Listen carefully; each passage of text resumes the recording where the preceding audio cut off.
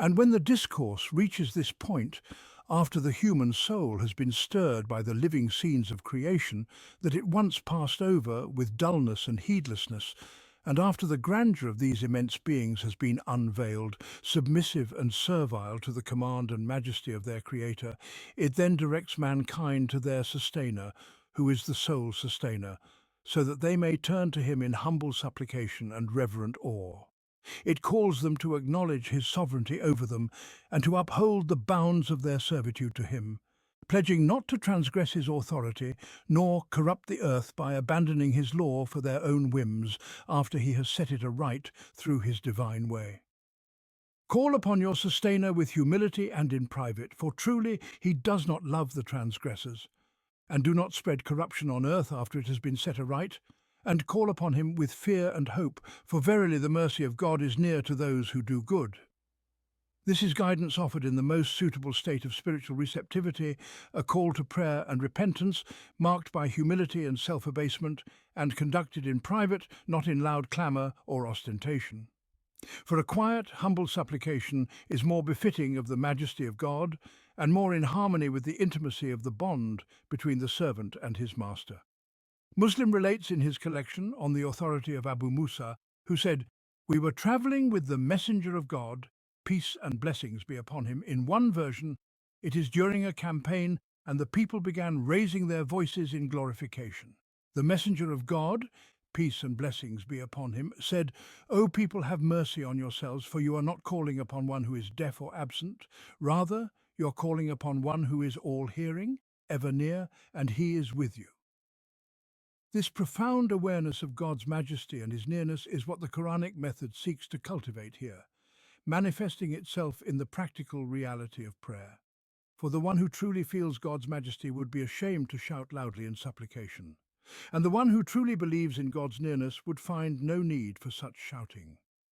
In the atmosphere of prayer, marked by humility and brokenness before God, there comes a prohibition against trespassing the bounds of his sovereignty, as was practiced by the people of Jahiliyyah, who claimed for themselves the authority that belongs to God alone. Likewise, there is a prohibition against corrupting the earth with human whims after God has set it aright through his divine law.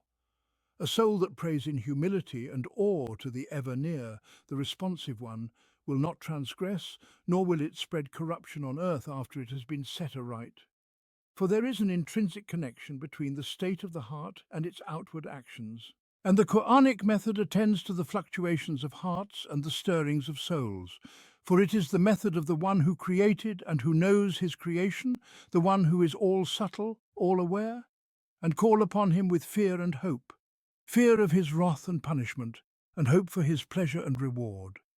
For verily the mercy of God is near to those who do good, those who worship God as if they see him, and though they do not see him, they know that he sees them, as the Prophet, peace and blessings be upon him, defined excellence in worship, ihsan. Once again, the discourse opens before the human heart a page from the book of creation, a page filled with the signs of God, displayed for all eyes to see, though most hearts pass by them in heedlessness and dullness, neither hearing their testimony nor sensing their rhythm. This page is tied to the mention of God's mercy in the preceding verse, offering an example of his mercy, through the imagery of rain descending, crops growing, and life returning after death and barrenness. And it is he who sends forth the winds as glad tidings heralding his mercy, until, when they bear heavy clouds, we drive them to a lifeless land, and then we cause water to descend therefrom, and with it we bring forth fruits of every kind. Thus shall we bring forth the dead, so that you may remember. These are the signs of God's lordship in creation, the signs of his active will, his sovereignty, his planning, and his decree. All of these are the handiwork of God alone, who alone deserves to be mankind's sustainer. He is the creator and sustainer, providing through the causes and means he has established by his mercy for his servants. At every moment the wind blows, at every hour the wind carries clouds, at every interval water descends from those clouds. Yet linking all of these events to God's active will, as is their true reality, is the novel perspective that the Qur'an presents, portraying these scenes in vivid, dynamic imagery as though the very eye could behold them. For it is he who sends forth the winds as heralds of his mercy. The winds blow in accordance with the cosmic laws that God has embedded in creation, for the universe did not create itself, nor did it establish its own laws. But the Islamic worldview rests on the conviction that every event in the universe, though it unfolds in accordance with the laws that God has decreed, occurs and manifests itself through a distinct and specific act of divine will. The ancient decree that established the natural laws does not conflict with the fact that God's will is involved in every individual event that occurs within those laws. Thus, the sending of the winds, though it conforms to God's cosmic laws, is a distinct event brought forth by his will. The carrying of clouds by the winds is likewise governed by God's laws, yet it occurs through his specific decree. And then God drives these clouds by his will to a lifeless land, a barren desert or a desolate plain, and he causes water to descend therefrom also by his will. And from this water he brings forth fruits of every kind, all of it unfolding in accordance with the laws he has instilled in the nature of the universe and the essence of life. The Islamic worldview, in this regard, rejects randomness and coincidence in any event in the universe, from its inception and emergence to every motion, change and transformation. It also rejects the notion of mechanistic determinism, which views the universe as though it were a machine, completed by its maker and left to operate blindly and mechanically according to immutable laws. Instead, it affirms creation through the free will of God and the existence of fixed laws and natural patterns. Yet alongside these, it affirms the divine will accompanying every motion and every instance of these laws being fulfilled. It is this divine will that initiates and actualizes the motion, ensuring that the law is carried out in accordance with God's boundless and supreme will, which transcends all laws and patterns. This is a living, dynamic worldview that prevents the heart from falling into the dullness of mechanistic determinism. It keeps the soul ever alert and vigilant, for whenever an event occurs according to God's law, and whenever a motion takes place in accordance with his pattern, the heart is stirred. It perceives the will of God being executed, sees the hand of God at work, glorifies him, remembers him, and remains ever mindful of him, not blinded by mechanistic determinism, nor forgetful of him. This worldview awakens hearts, stirs minds, and ties them all to the active will of the Creator. It evokes the glorification of the Maker, who is ever present in every moment, in every motion, and in every event, throughout the hours of the night and the ends of the day.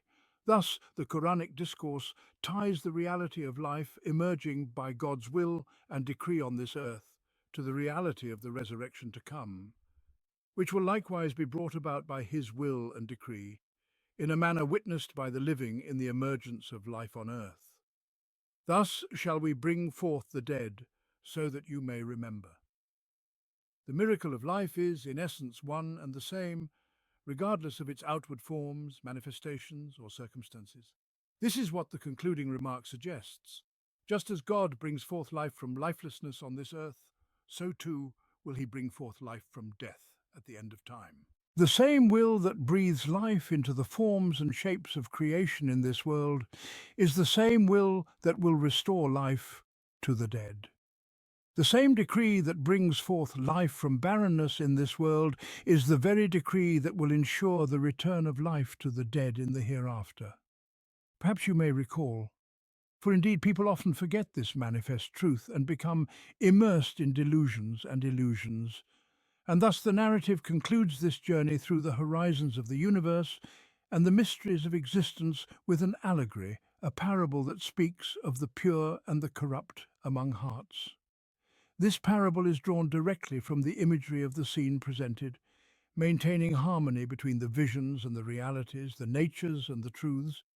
As for the good land, its vegetation comes forth abundantly by the permission of its sustainer, whereas that which is bad brings forth nothing but scantily and with difficulty. Thus do we expound our signs for people who are grateful. The pure heart, as described in the Qur'an and in the sayings of the Prophet Muhammad, peace and blessings of God be upon him, is likened to pure, fertile soil, just as the corrupt heart is likened to barren, unyielding earth. Both the heart and the soil are the source from which growth springs forth. the origin of fruit-bearing.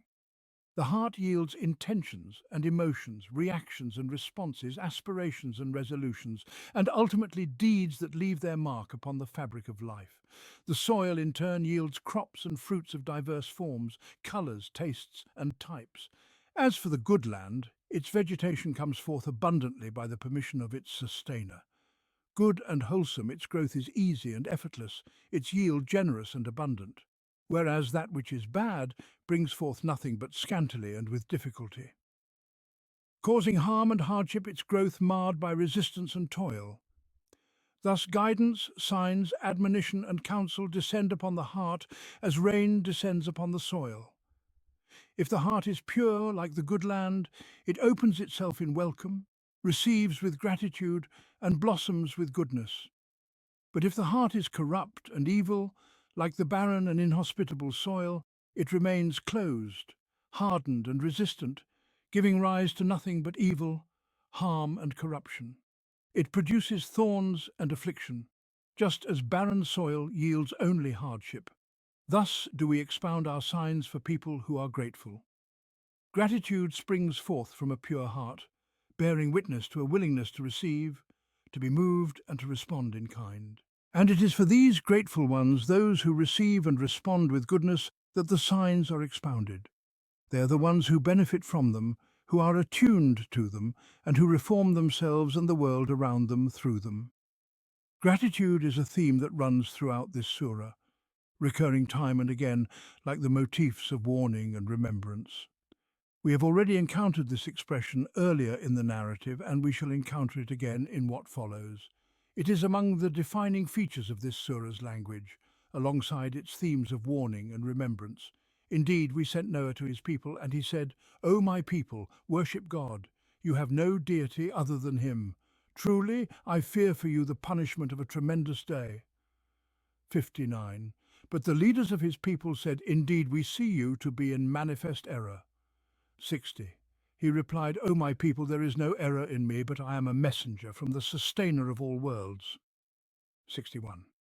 I convey to you the messages of my sustainer, and I give you sincere counsel, and I know from God that which you do not know. 62. Do you wonder that a reminder has come to you from your sustainer through a man from among yourselves to warn you, so that you may be conscious of him, and so that you might be shown mercy? 63. But they rejected him, so we saved him and those with him in the ark, and we drowned those who denied our signs. Truly, they were a people blind to the truth. 64. And to the people of Ad we sent their brother Hud. He said, "O my people, worship God. You have no deity other than him. Will you not then be conscious of him?" 65.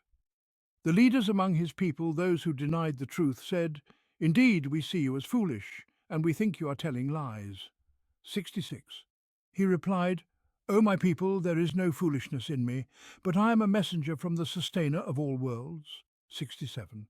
I convey to you the messages of my sustainer, and I am to you a sincere and trustworthy advisor. 68.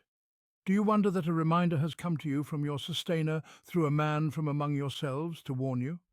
And remember how he made you successors after the people of Noah and increased you abundantly in stature. So remember the blessings of God so that you may be successful. 69. But they said, "Have you come to us so that we may worship God alone and abandon what our forefathers used to worship? Then bring upon us what you threaten us with, if you are truthful." 70. He said, "Indeed, punishment and wrath have already befallen you from your sustainer. Do you argue with me over names? You and your forefathers have invented names for which God has sent down no authority. Then wait, for I too am waiting with you." 71. So we saved him and those with him by our mercy, and we utterly cut off those who denied our signs. They were not believers. 72. And to the people of Tamud we sent their brother Salih. He said, "O my people, worship God. You have no deity other than him. A clear proof has come to you from your sustainer. This is God's she-camel, a sign for you. So leave her to graze freely on God's earth, and do not harm her, lest a painful punishment seize you." 73. And remember how he made you successors after the people of Ad, and gave you a dwelling on the earth. so that you build palaces in its plains and carve houses out of the mountains. So remember the blessings of God and do not spread corruption on the earth. 74. The arrogant leaders among his people said to the weak ones who had believed, "Do you really know that Salih has been sent by his sustainer?" They replied, "Indeed, we believe in the message with which he has been sent." 75. But the arrogant ones said, "We for our part reject what you believe in." 76. Then they hamstrung the she-camel and defiantly disobeyed their sustainer's command. And they said, "O Salih, bring upon us what you threaten us with, if you are truly one of the messengers." 77. So the earthquake seized them, and they were left lifeless in their homes, lying on their knees. 78. And Salih turned away from them, saying, "O my people, I conveyed to you the message of my sustainer, and I gave you sincere counsel, but you do not love those who give sincere counsel." 79. And remember Lot when he said to his people, "Do you commit such indecency as no one in all the worlds has ever committed before you?" 80. Indeed, you approach men with desire instead of women. Truly, you are a people exceeding all bounds. 81. But the only response of his people was to say, "Expel them from your town. They are people who keep themselves pure." 82. So we saved him and his family, except for his wife. She was among those who lagged behind. 83. And we rained down upon them a rain of destruction. See then what was the end of the evildoers. 84. And to the people of Midian we sent their brother Shu'aib. He said, "O my people, worship God. You have no deity other than him. A clear proof has come to you from your sustainer. So give full measure and wait, and do not deprive people of their due, and do not spread corruption on the earth after it has been set aright. That is better for you if you are truly believers." 85. And do not sit by every path, threatening and hindering those who believe in God from his way, seeking to make it crooked. And remember when you were few, and he increased you in number. And see what was the end of the corrupters. 86. But if a group among you believes in what I have been sent with, and another group does not believe, then be patient until God judges between us, for he is the best of judges. 87. The arrogant leaders among his people said, "O Shu'aib, we will surely expel you and those who believe with you from our town, unless you return to our way of life." He replied, "Even if we detest it." 88. We would be fabricating lies against God if we return to your way after God has saved us from it. It is not for us to return to it unless God, our sustainer, wills it. Our sustainer encompasses all things in knowledge. In God do we place our trust. O our sustainer, decide between us and our people in truth, for you are the best of those who decide. 89. But the arrogant leaders among his people said, "If you follow Shu'aib, you will surely be losers." 90. So the earthquake seized them, and they were left lifeless in their homes, lying on their knees. 91. Those who had denied Shu'aib became as though they had never lived there. Those who denied Shu'aib, it was they who were the losers. 92. And Shu'aib turned away from them, saying, "O my people, I conveyed to you the messages of my sustainer, and I gave you sincere counsel. So why should I grieve for people who deny the truth?" 93. We now journey alongside the caravan of faith. Here are its banners, here are its signs, and here are the landmarks of its path. It stands in the face of humanity, in its long journey on this earthly abode, confronting it whenever it strays from the straight path of God, whenever it veers off course, or whenever it becomes lost amidst the diverging ways.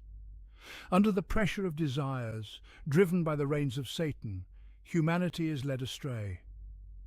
Satan seeks to vent his spite, fulfill his vow, and lead the children of Adam by the reins of their desires into hellfire. But then this noble caravan stands before humanity with guidance, holding aloft the beacon of light, allowing them to feel the breeze of paradise, warning them of the scorching winds of hell, and cautioning them against the whispers of Satan, their eternal foe. It is a magnificent scene, a scene of profound struggle amidst the throes of life, stretching across the long and arduous path of human history. Human history unfolds in an intricately interwoven complexity, a complexity that reflects the dual nature and intricate composition of this being called man. This being, whose existence is the result of God's infinite power and decree, is fashioned from two seemingly distant elements brought together by the Creator's will. The element of clay, from which his physical form arises, and the divine breath which transformed this clay into a living, conscious human being. Thus, this creature embarks on his journey through history, caught in the web of deeply intertwined and immensely intricate forces. He proceeds with his dual nature to interact with the myriad realms and dimensions to which we alluded earlier in the story of Adam. He engages with the divine reality, its will and decree, its omnipotence and majesty, its mercy and grace. He interacts with the exalted assembly of angels, with Iblis and his progeny, with the visible universe and its laws and divine ordinances, with the living creatures on this earth and with his fellow human beings. He navigates these realms and dimensions with his nature, with his capacities that both align with and clash against these realities. In this vast and intricate web of relationships his history unfolds. It is shaped by the strength and weakness inherent in his being, by his piety and guidance, by his connection with the unseen and the seen worlds, by his dealings with the material elements of the cosmos and the spiritual forces, and by his ultimate interaction with God's decree. From all of this, man's history is woven, and it is in the light of these profound complexities that his history must be understood. Those who attempt to interpret human history solely through economic, political, biological, spiritual, or psychological lenses fail to grasp the enormity of this intricate tapestry. They focus narrowly on a single strand of the many interwoven factors and dimensions that shape human existence and define the narrative of his history. However, the Islamic interpretation of history encompasses this vast and intricate whole. It comprehends the full breadth of human experience and evaluates history in light of this all-encompassing reality. Here we are faced with vivid glimpses of this intricate reality. We have witnessed the genesis of humanity, a scene that encompasses all the realms, dimensions and elements, both visible and hidden, with which man has interacted since his very first moment of existence. We have seen this creature endowed with his primordial capacities, honored in the exalted assembly as the angels were commanded to prostrate to him, with the Creator himself announcing his creation. We have also seen his weakness, how his enemy led him astray, and his descent to earth. We have seen him begin his journey of engaging with the elements of the earth and the cosmic laws that govern it. We saw him descend to this earth as a believer in his sustainer, repentant for his sins, and charged with the covenant of stewardship to follow the guidance sent to him by God and to resist both Satan and his own desires. He was equipped with the lessons of that first experience in his life. But as time passed, he was tossed about by the waves of this vast ocean, the complex interwoven forces within his very being and in the existence surrounding him began to interact, shaping his reality and his inner consciousness. And here we are now in this lesson, bearing witness to how these intricate, intertwined forces eventually led him to Jahiliyyah. He forgets, and indeed, he has forgotten. He weakens, and indeed he has been weakened. Satan overpowers him, and indeed he has been overpowered, and thus salvation becomes necessary once again.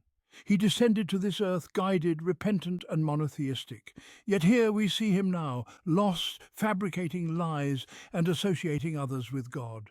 He's been tossed about by the waves of this vast ocean. But there is a signpost on his path, a divine message to guide him back to his sustainer. Out of his boundless mercy, God does not abandon him to his own devices. In this chapter we encounter the procession of faith led by God's noble messengers Noah, Hud, Salih, Lot, Shu'aib, Moses and Muhammad. Peace and blessings be upon them all. We witness how this honoured group, under God's guidance and instruction, strives to save the caravan of humanity from the abyss toward which Satan and his human allies, those who arrogantly reject the truth in every age, seek to steer it. We see the tug-of-war between guidance and misguidance, between truth and falsehood, between the noble messengers and the devils of both jinn and men. And we witness the fate of those who denied the truth at the end of each stage, as well as the salvation of the believers after warnings and reminders. The stories in the Quran do not always follow a linear chronological order, yet in this chapter they do. This is because the chapter presents the journey of humanity from its very inception, showing the procession of faith as it seeks to guide humanity back to its sustainer whenever it strays too far from the path, whenever Satan leads it entirely into ruin, only to abandon it at the gates of hell. As we stand before this grand and awe-inspiring scene, a few key insights emerge that we summarize here before delving into the text itself. Humanity begins its journey as guided, believing, and monotheistic. Yet due to the complex and intertwined forces within man's own nature and the realms and dimensions with which he interacts, he deviates into a state of jahiliyyah, misguided, and associating others with God. At this juncture, a messenger is sent to bring humanity back to the truth it once embraced before straying into idolatry and polytheism. Those who reject the truth perish, while those who embrace it live. Those who live are the ones who return to the pure monotheistic reality. They recognize that they have but one God and submit themselves entirely to him. They heed the call of their messenger, "O my people, worship God, you have no deity other than him."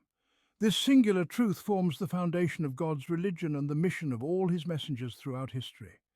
Each prophet comes to deliver this very message to their people, who had been led astray by Satan. Though the idols and false gods differ across various ages of Jahiliyyah, the essence of the conflict remains the same. The Quranic narrative unifies the words spoken by all the messengers despite their different languages into a single statement, "O my people, worship God, you have no deity other than him." This unity of expression underscores the unity of the divine message throughout history, even in its verbal form. The Quranic presentation of this phrase highlights the profound unity of divine revelation in a tangible, sensory way. This has significant implications for the Quranic perspective on the history of belief. In light of this, it becomes evident how far the methodology of so-called comparative religion diverges from the Quranic approach. The Quran reveals that there was no gradual evolution or development in the fundamental concept of faith brought by the messengers, contrary to what proponents of the evolution of religion claim. The divine message has always been the same: pure monotheism and devotion to the sustainer of all worlds. The messengers did not call to tribal gods, national deities, or racial divinities, nor did they preach belief in dual gods or multiple gods. They did not advocate animism, star worship, spirit worship, or idolatry, nor did they bring a religion devoid of belief in the afterlife, as claimed by the so-called scholars of religion, who equate various forms of jahiliyyah with divine guidance. The messengers came, one after another, with the message of pure monotheism, the lordship of the sustainer of all worlds, and accountability on the day of judgment. The deviations in belief came later, as a result of the intricate and intertwined factors within human nature and the world around him. These deviations manifested in various forms of jahiliyyah, which are studied by scholars of religion, who then falsely claim that these were the stages of an ascending evolution of religion. But this is the word of God, and it is most worthy of being followed, particularly by those who write on this subject in defense of Islam. As for those who do not believe in this Quran, they are free to continue in their ways, and God declares the truth, for he is the best of judges. Indeed, every messenger, peace be upon them all, was sent to his people after they had deviated from the path of pure monotheism, which their preceding messenger had left them upon. The early descendants of Adam began their lives as believers in the one sustainer of all worlds, following the creed of Adam and his spouse. Yet over time they strayed, influenced by the factors we have previously mentioned. Then, when Noah, peace be upon him, was sent, he called them back to the worship of the one God, the sustainer of all worlds. The flood then came, destroying the deniers and saving the believers. The earth was repopulated by those who worshipped the one sustainer, as Noah had taught them, and by their descendants. But as time passed, they too fell into the same jahiliyyah and waywardness as those before them. When Hud was sent to them, the deniers were destroyed by the barren wind. And so the story repeated itself over and over again. Each messenger was sent to his people with the call, "O my people, worship God alone, you have no God other than him." Every messenger spoke to his people with the same sincerity, "I am a trustworthy messenger to you." He expressed the gravity of his mission, the weight of responsibility he bore, and his deep concern for their guidance, knowing the consequences of their jahiliyyah in this world and the hereafter. He yearned for their salvation, as he was one of them, and they were his people. Yet in every instance the leaders and the elite, those of wealth, power and influence, stood in opposition to the word of truth. They refused to submit to the sustainer of all worlds. They rejected the call to servitude and devotion to God alone, this being the essence of all the divine messages and the foundation of the religion of God. At this point, every messenger stood firm, proclaiming the truth in the face of tyranny. Thereafter, his people would split into two distinct communities, divided solely on the basis of faith. The ties of tribalism and family were severed, giving way to the bond of belief. The once united people became two separate nations, with no kinship or connection between them except the creed they espoused. At this point, divine judgment would descend. God would separate the believing nation from the disbelieving one, destroy the arrogant deniers, and save those who submitted to him. Never has God's way changed. No victory or judgment was ever decreed until the people were divided into two communities based on faith.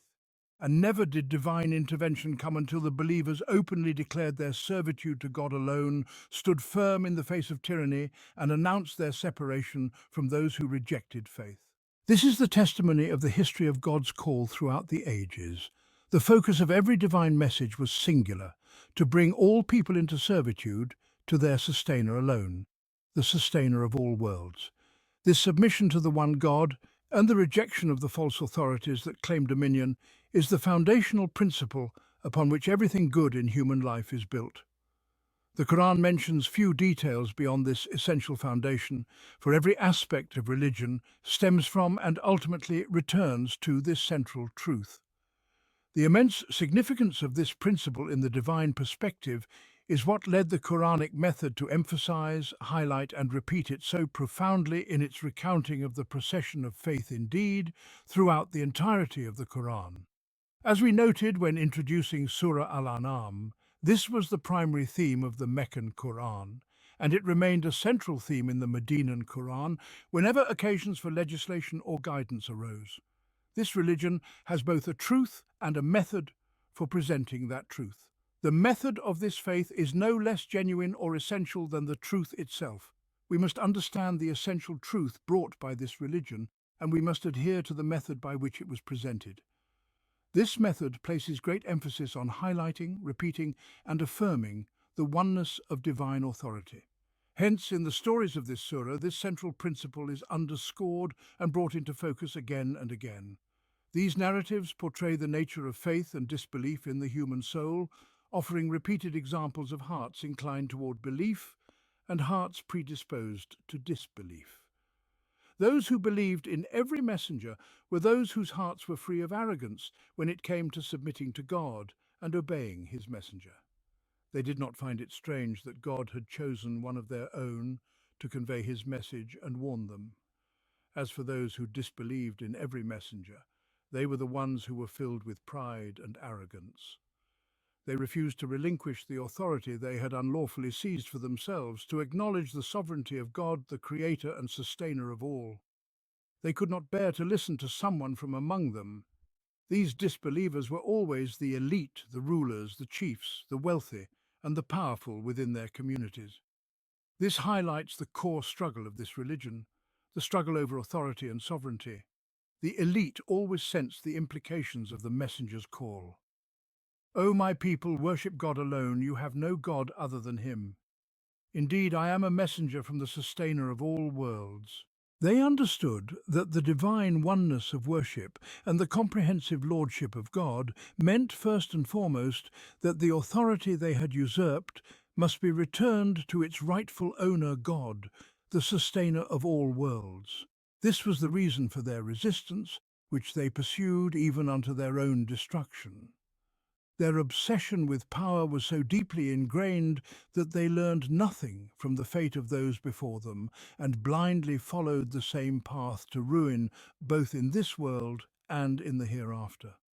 The destruction of the deniers, as portrayed in these stories, follows an unchanging pattern. They forget God's signs, deviate from his path, and are then warned by a messenger. They respond with arrogance, refusing to submit to God alone and rejecting the sustainer of all worlds. They're deceived by their prosperity, mock the warnings, and demand the punishment they are threatened with. Their tyranny intensifies, and they resort to threats and persecution of the believers. Yet the believers stand firm, declare their separation from the disbelievers on the basis of faith, and endure with patience. Then, as always, the divine decree is fulfilled. The disbelievers meet their end, as has been the way of God throughout history. Finally, it must be understood that falsehood cannot tolerate the mere existence of truth. Even when the truth seeks to live in isolation, leaving the outcome to God's judgment, falsehood persists in opposing, confronting, and pursuing it. When Shu'aib said to his people, "If a group of you has believed in what I have been sent with, and another group has not believed, then be patient until God judges between us, for he is the best of judges." They could not accept this approach. They could not bear to see the truth survive, nor could they tolerate a group of people worshipping God alone and freeing themselves from the dominion of tyrants. Thus, the arrogant chiefs of his people declared, "We will certainly expel you, O Shu'aib, along with those who have believed with you from our town, unless you return to our way of life." But Shu'aib responded with unwavering conviction, "Even if we detest it, we would indeed be fabricating lies against God if we were to return to your way of life after God has delivered us from it." This teaches those who call to God that the struggle with tyrants is unavoidable. Avoidance and retreat will avail them nothing, for tyrants will not be content until they abandon their faith entirely and return to the way of falsehood from which God has delivered them.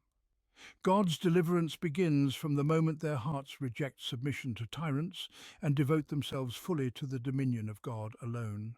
Thus there is no escape from the struggle, no alternative but to stand firm, and no recourse but to await God's judgment after separating oneself from the disbelievers. The believers must say, as Shu'aib and his followers said, "In God we place our trust, our sustainer. Judge between us and our people with truth, for you are the best of judges." And then God's decree is fulfilled, as it has always been throughout history. Let us pause here to highlight these key features of the Quranic stories before delving into the details of the text. The procession of faith, led by God's noble messengers, is preceded in the Quranic narrative by the procession of faith in the cosmos itself. The preceding verse declares, "Indeed, your sustainer is God, who created the heavens and the earth in 6 days, then established himself upon the throne. He causes the night to cover the day, chasing it rapidly, and the sun, moon, and stars are subservient to his command." Truly, his is the creation and the command. Blessed is God, the sustainer of all worlds. And so, sovereignty belongs to this sustainer who created the heavens and the earth, who established himself upon the throne, who alternates the night and day, who controls the sun, moon, and stars, all of which are subjected to his command. To him alone belongs creation and authority. Blessed be God, the sustainer of all worlds. Indeed, the judgment belongs to this one God alone, and it is to this judgment that all the messengers have called. It is this to which they have invited all of humanity.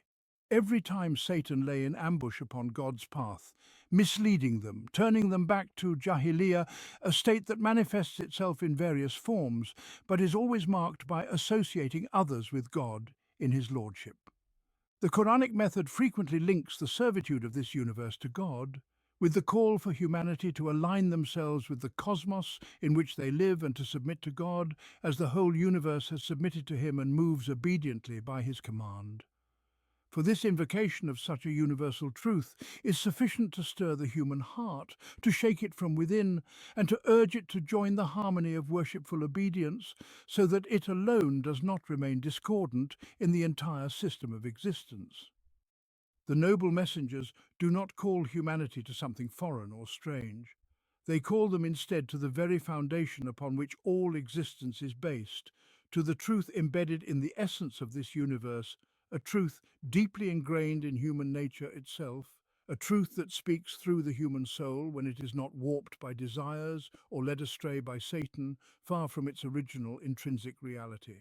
And this is the profound insight drawn from the unfolding of the Quranic narrative in this surah, following the sequence in which it is presented. Indeed, we sent Noah to his people, and he said, "O my people, worship God, you have no deity other than him.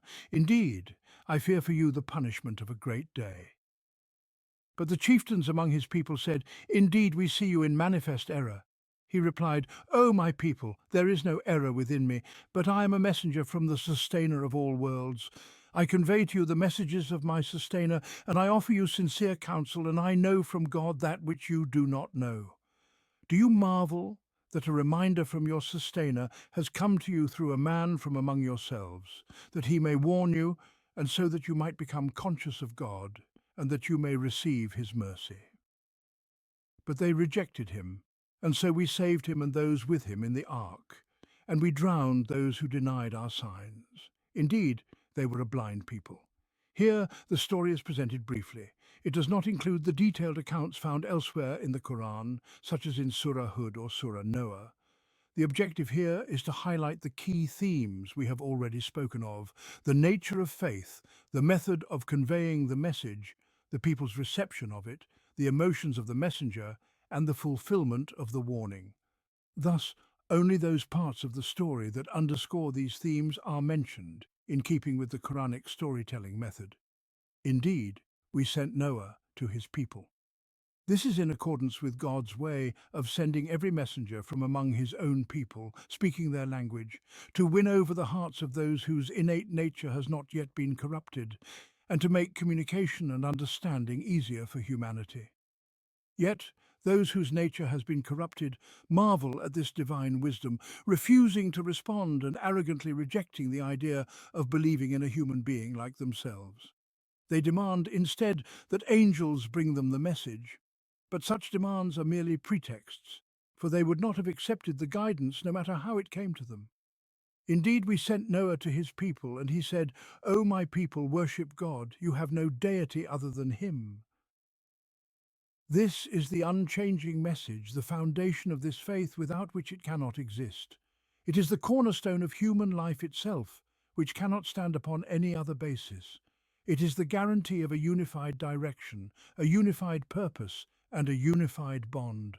It is the means of freeing humanity from slavery to their desires and from servitude to their fellow human beings, and of raising them above all temptations, as well as above the threats and promises of this world.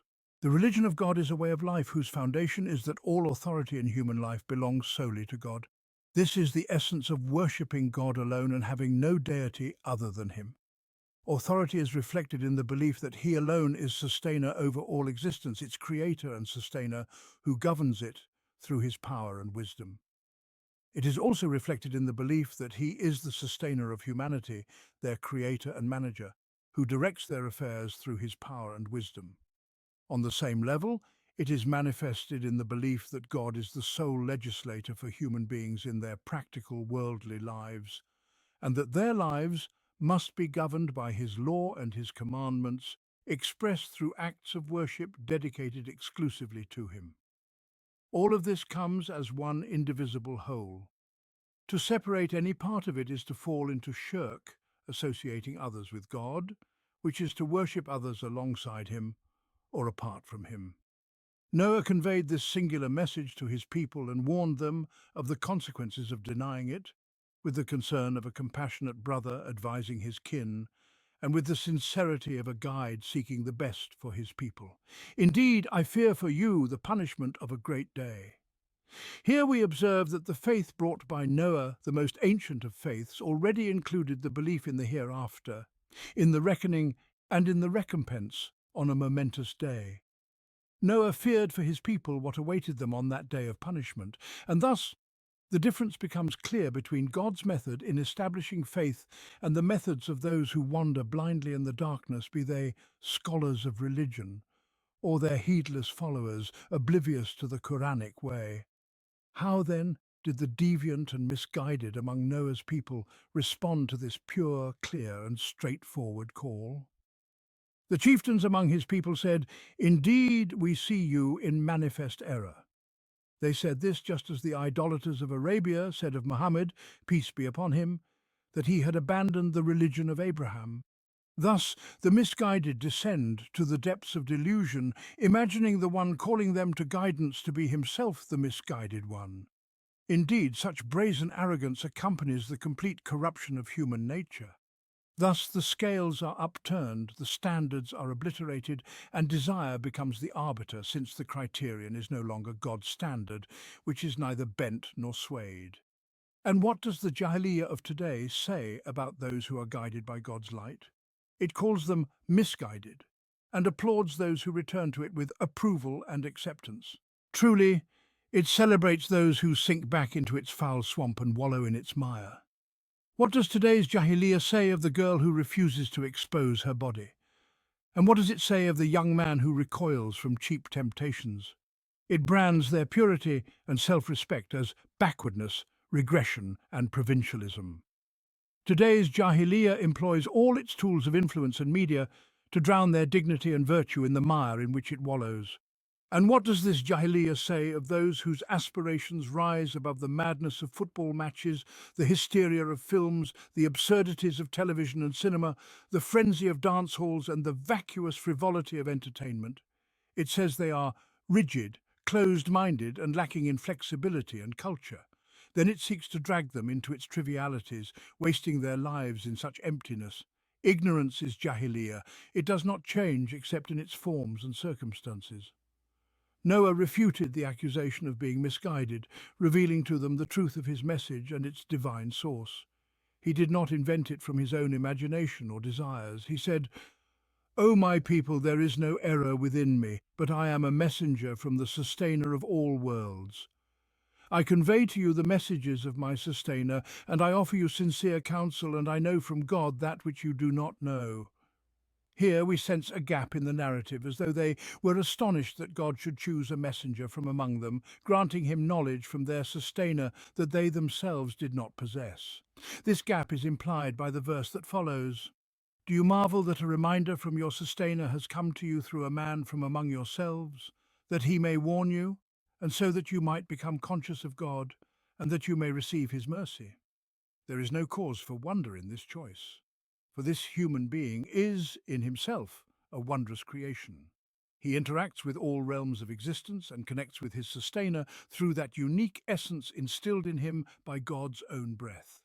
Hence, when God chooses a messenger from among humanity and God knows best where to place his message, it is through this chosen one's capacity to receive divine inspiration, granted by that subtle secret which is the essence of human dignity and the mark of his noble creation. Noah unveils to his people the purpose of the message: to warn you so that you may become conscious of God, and so that you may be graced with his mercy. It is a warning meant to stir hearts with the sentiment of God consciousness, so that they may ultimately attain his boundless mercy. Beyond this, Noah sought nothing for himself, no gain, no interest, no ulterior motive. His sole aim was this sublime and noble purpose. Yet when human nature reaches a certain level of corruption, it neither reflects nor contemplates nor remembers. Warnings and reminders avail it nothing. But they rejected him, so we delivered him and those with him in the ark, and we drowned those who denied our signs. Truly, they were a blind people. Indeed, we witnessed their blindness to guidance, their rejection of sincere counsel, and their heedlessness of the warnings. And by this blindness, they denied the truth, and by it, they met their fate. The wheel of history turns, and with it, the narrative continues. Now we are brought before the people of Ad. We sent their brother Hud. He said, "O my people, worship God. You have no deity other than him. Will you not then be conscious of him?" But the arrogant leaders among his people said, "Indeed, we see you in foolishness, and we surely think you to be one of the liars." Hud replied, "O my people, there is no foolishness in me, but I am a messenger from the sustainer of all worlds. I convey to you the messages of my sustainer, and I am to you a sincere and trustworthy adviser. Do you marvel that a reminder from your sustainer has come to you through a man from among yourselves to warn you? And remember how he made you successors after the people of Noah, and increased you abundantly in stature. So remember the blessings of God, so that you may attain success. But they said, "Have you come to us, so that we may worship God alone and abandon what our forefathers used to worship? Then bring upon us what you threaten us with, if you are indeed truthful." He replied, "There has already fallen upon you wrath and defilement from your sustainer. Do you dispute with me over mere names that you and your forefathers have invented, for which God has sent down no authority? Then wait, indeed I am with you among those who wait." So we saved him and those with him by our mercy, and we cut off the last remnant of those who denied our signs, for they were not believers. It is the same message, the same dialogue, and the same inevitable outcome. This is the immutable way of God, the unchanging law, the singular truth. The people of Ad we sent their brother Hud. He said, "O my people, worship God. You have no deity other than him. Will you not then be conscious of him?" This is the same declaration Noah had made before, and which his people had denied only to face the consequences of their denial. Now God had made the people of Ad their successors, yet they failed to reflect on the fate of those who had walked this path before them. In his address, Hud adds, "Will you not then be conscious of him?" This was to rebuke their lack of fear of God and their indifference to the dreadful fate awaiting them. Yet the leaders among his people, filled with conceit, found it intolerable that one of their own should summon them to righteousness or reproach them for their lack of God consciousness. To them it seemed an affront, a folly, an act of insolence, and a failure to recognize their station. Thus they levelled accusations at their prophet, accusing him of foolishness and deceit brazenly without reflection or evidence. The arrogant leaders among his people said, "Indeed we see you in foolishness, and we surely think you to be one of the liars."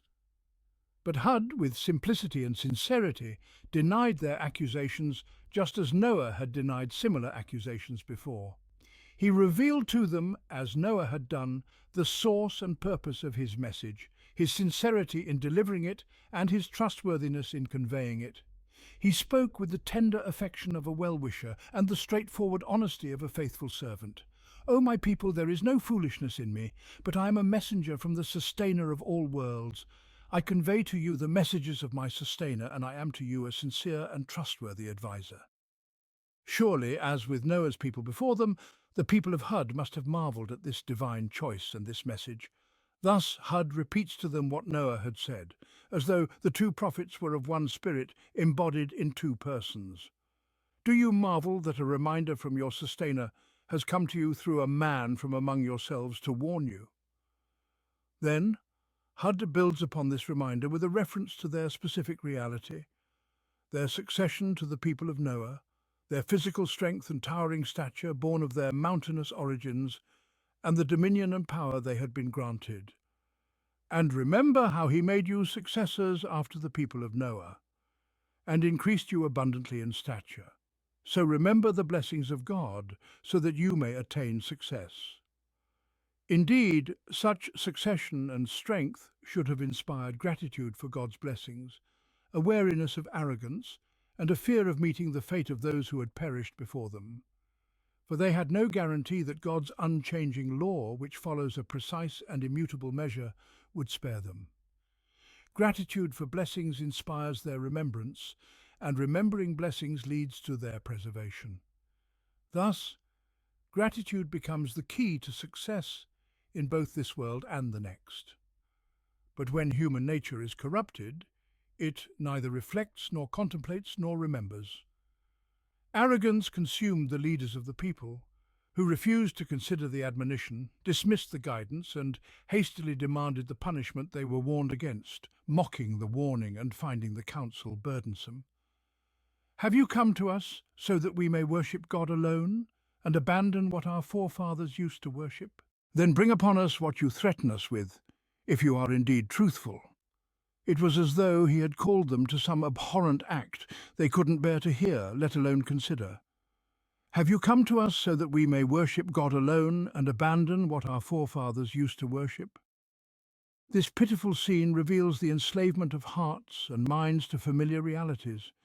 It is a servitude that strips humanity of its essential qualities, the freedom to reflect, to reason, and to believe. It leaves the human being a slave, enslaved to habit and tradition, to custom and familiarity, to the whims of others and the desires of those like himself. It shuts every door to knowledge and every window to light. Thus, the people hastened to demand punishment, fleeing from the truth and unwilling even to confront the absurdity of the falsehood to which they were enslaved. They said to their sincere and faithful prophet, "Then bring upon us what you threaten us with, if you are indeed truthful." And so the response came swiftly and decisively. The prophet replied, "There has already fallen upon you wrath and defilement from your sustainer. Do you dispute with me over mere names that you and your forefathers have invented, for which God has sent down no authority? Then wait. Indeed, I am with you among those who wait." He informed them of the fate that his sustainer had decreed for them, a fate now inevitable. It was a punishment that none could repel, accompanied by God's wrath. Then, after announcing the imminent punishment they had so mockingly demanded, Hud exposed the absurdity of their beliefs. "Do you dispute with me over mere names that you and your forefathers have invented, for which God has sent down no authority?" What they worshipped alongside God had no reality, no substance. They were but names, empty labels that they and their forefathers had devised without any sanction from God. These names carried no authority, nor had they any proof to support them. That which God has sent down no authority for, this recurring expression in the Qur'an carries within it a profound truth. Every word, law, custom, or conception that has not been sent down by God is weightless, feeble in its impact, and fleeting in its endurance. The innate disposition of humanity instinctively treats such things with disregard. But when a word comes from God, it anchors itself firmly, penetrating the depths of the soul, imbued with the authority of God that he instills within it. How many dazzling words, how many ideologies and theories, how many adorned philosophies and systems have been propped up by all the tools of embellishment and empowerment. Yet they all dissolve in the face of a word from God, which carries within it a divine authority, a sovereign authority that overwhelms and endures. With the confidence of one assured and the strength of one empowered, the prophet Hud confronts his people with a challenge. So wait, I too am among you waiting. This confidence is the core of the strength felt by the one who calls to God. It stems from his certainty about the frailty and weakness of falsehood, no matter how it swells and extends, and from his certainty about the enduring authority and power of the truth, which carries within it the authority of God. The waiting does not last long in the narrative. So we saved him and those with him by a mercy from us, and we cut off the last remnant of those who denied our signs, for they were not believers. This is complete annihilation, leaving no one behind. It is what is expressed in the phrase, "cut off their last remnant." The last remnant refers to the very last individual trailing behind the group.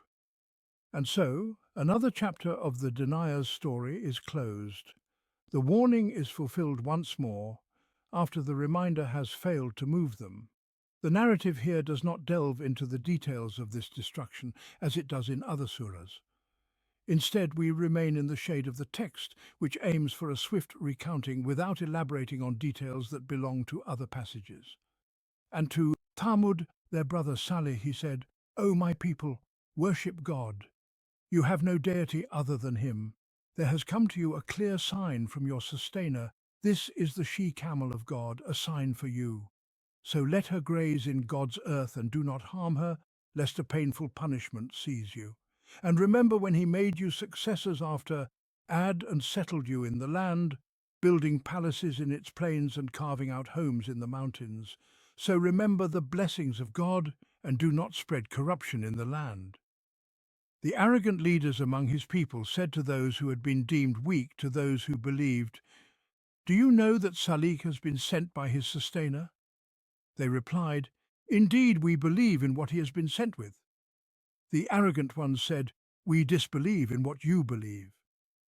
So they hamstrung the she-camel and defiantly disobeyed their sustainer's command, saying, "O Salih, bring us what you threaten us with, if you are truly among the messenger."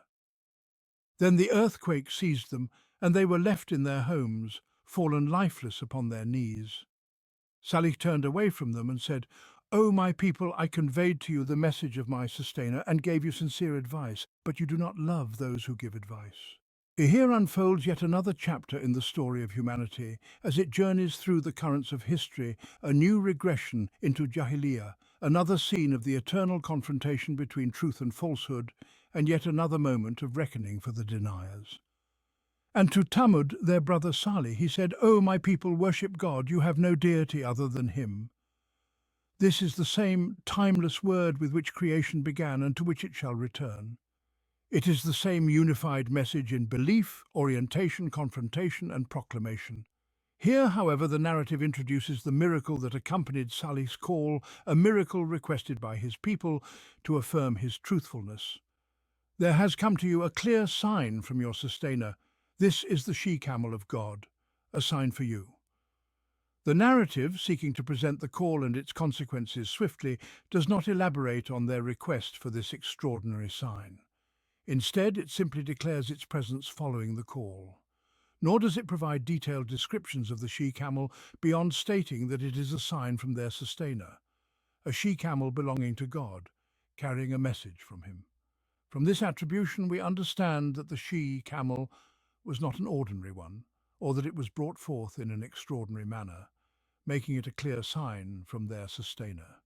Its association with God holds profound significance, serving as evidence of Salih's truthfulness.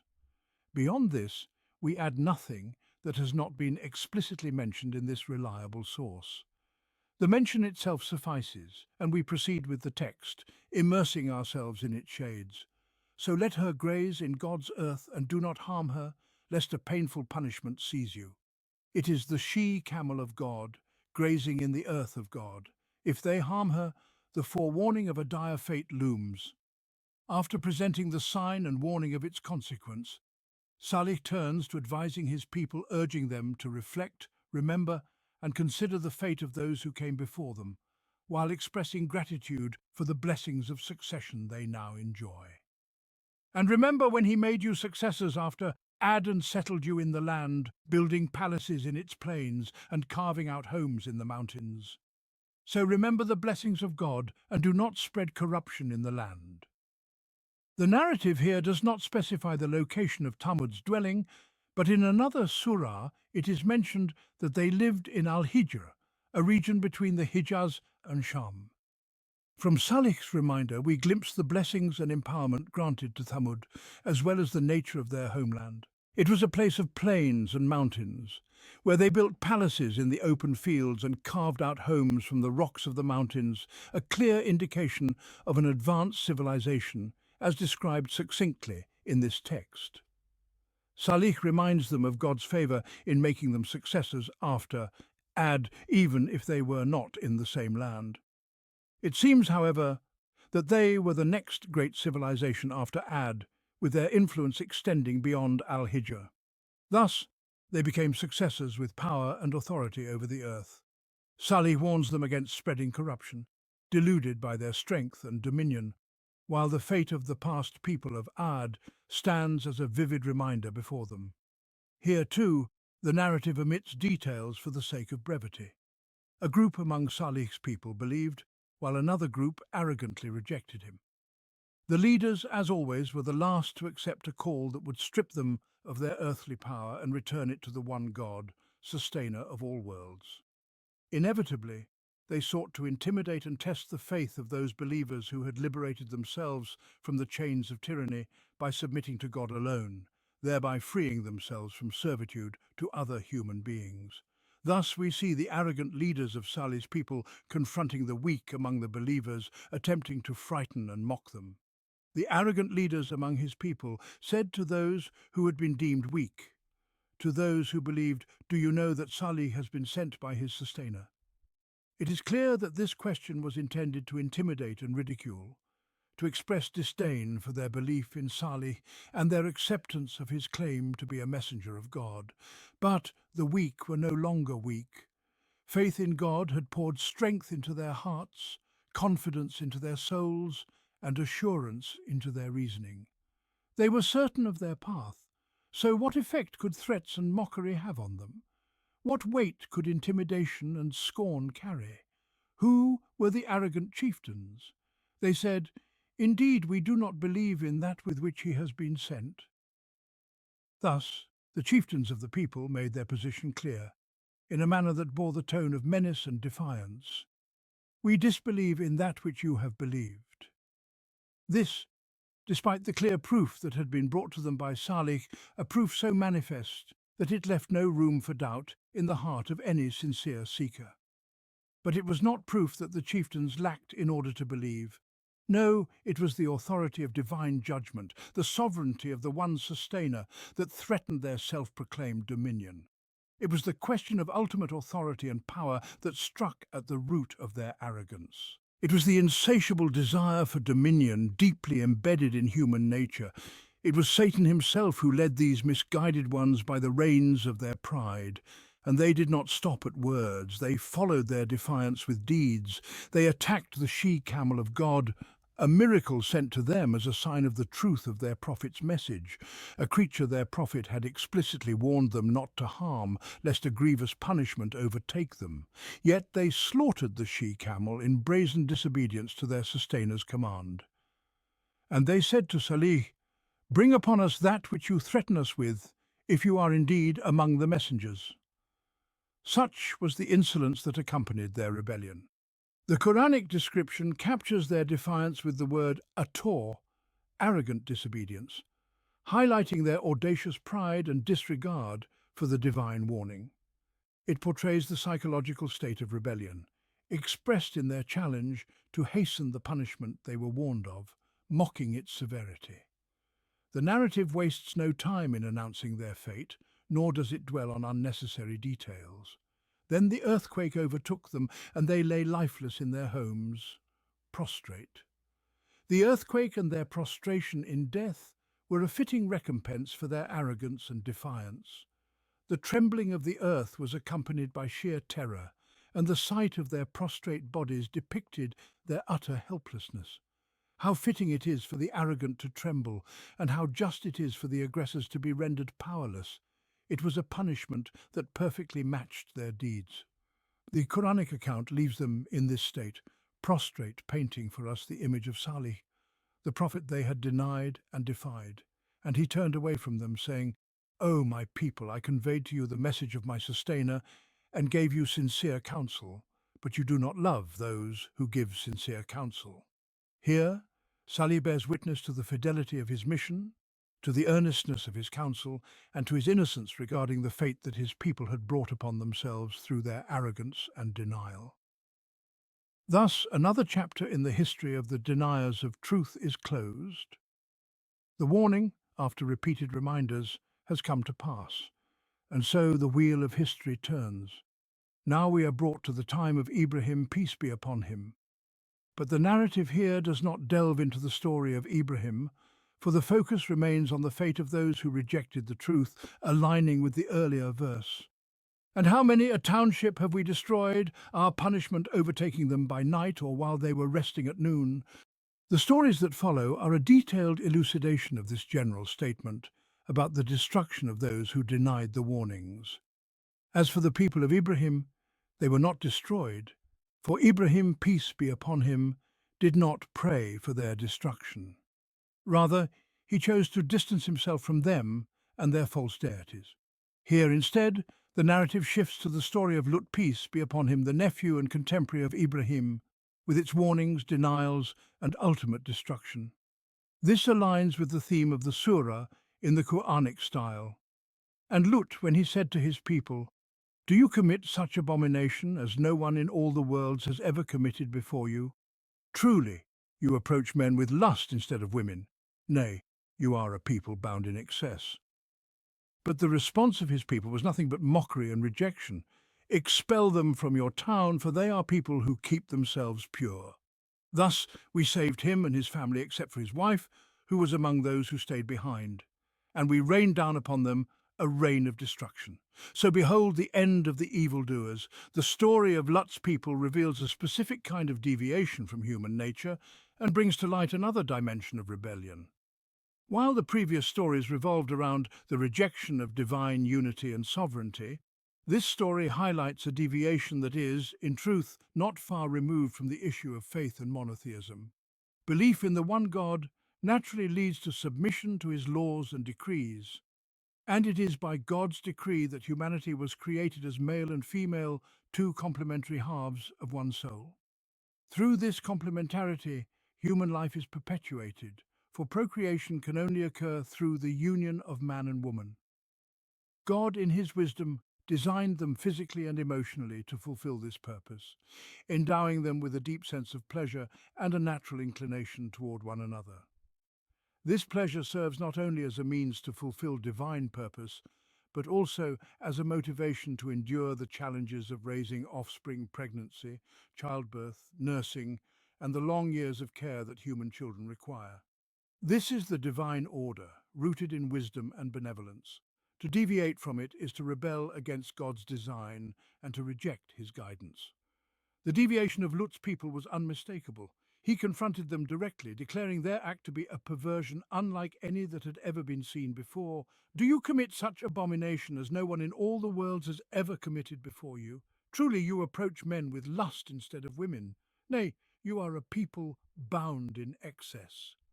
Here, Lut condemns their excessiveness, excess in transgressing the natural order established by God, and excess in squandering their energies in ways that bear no fruit.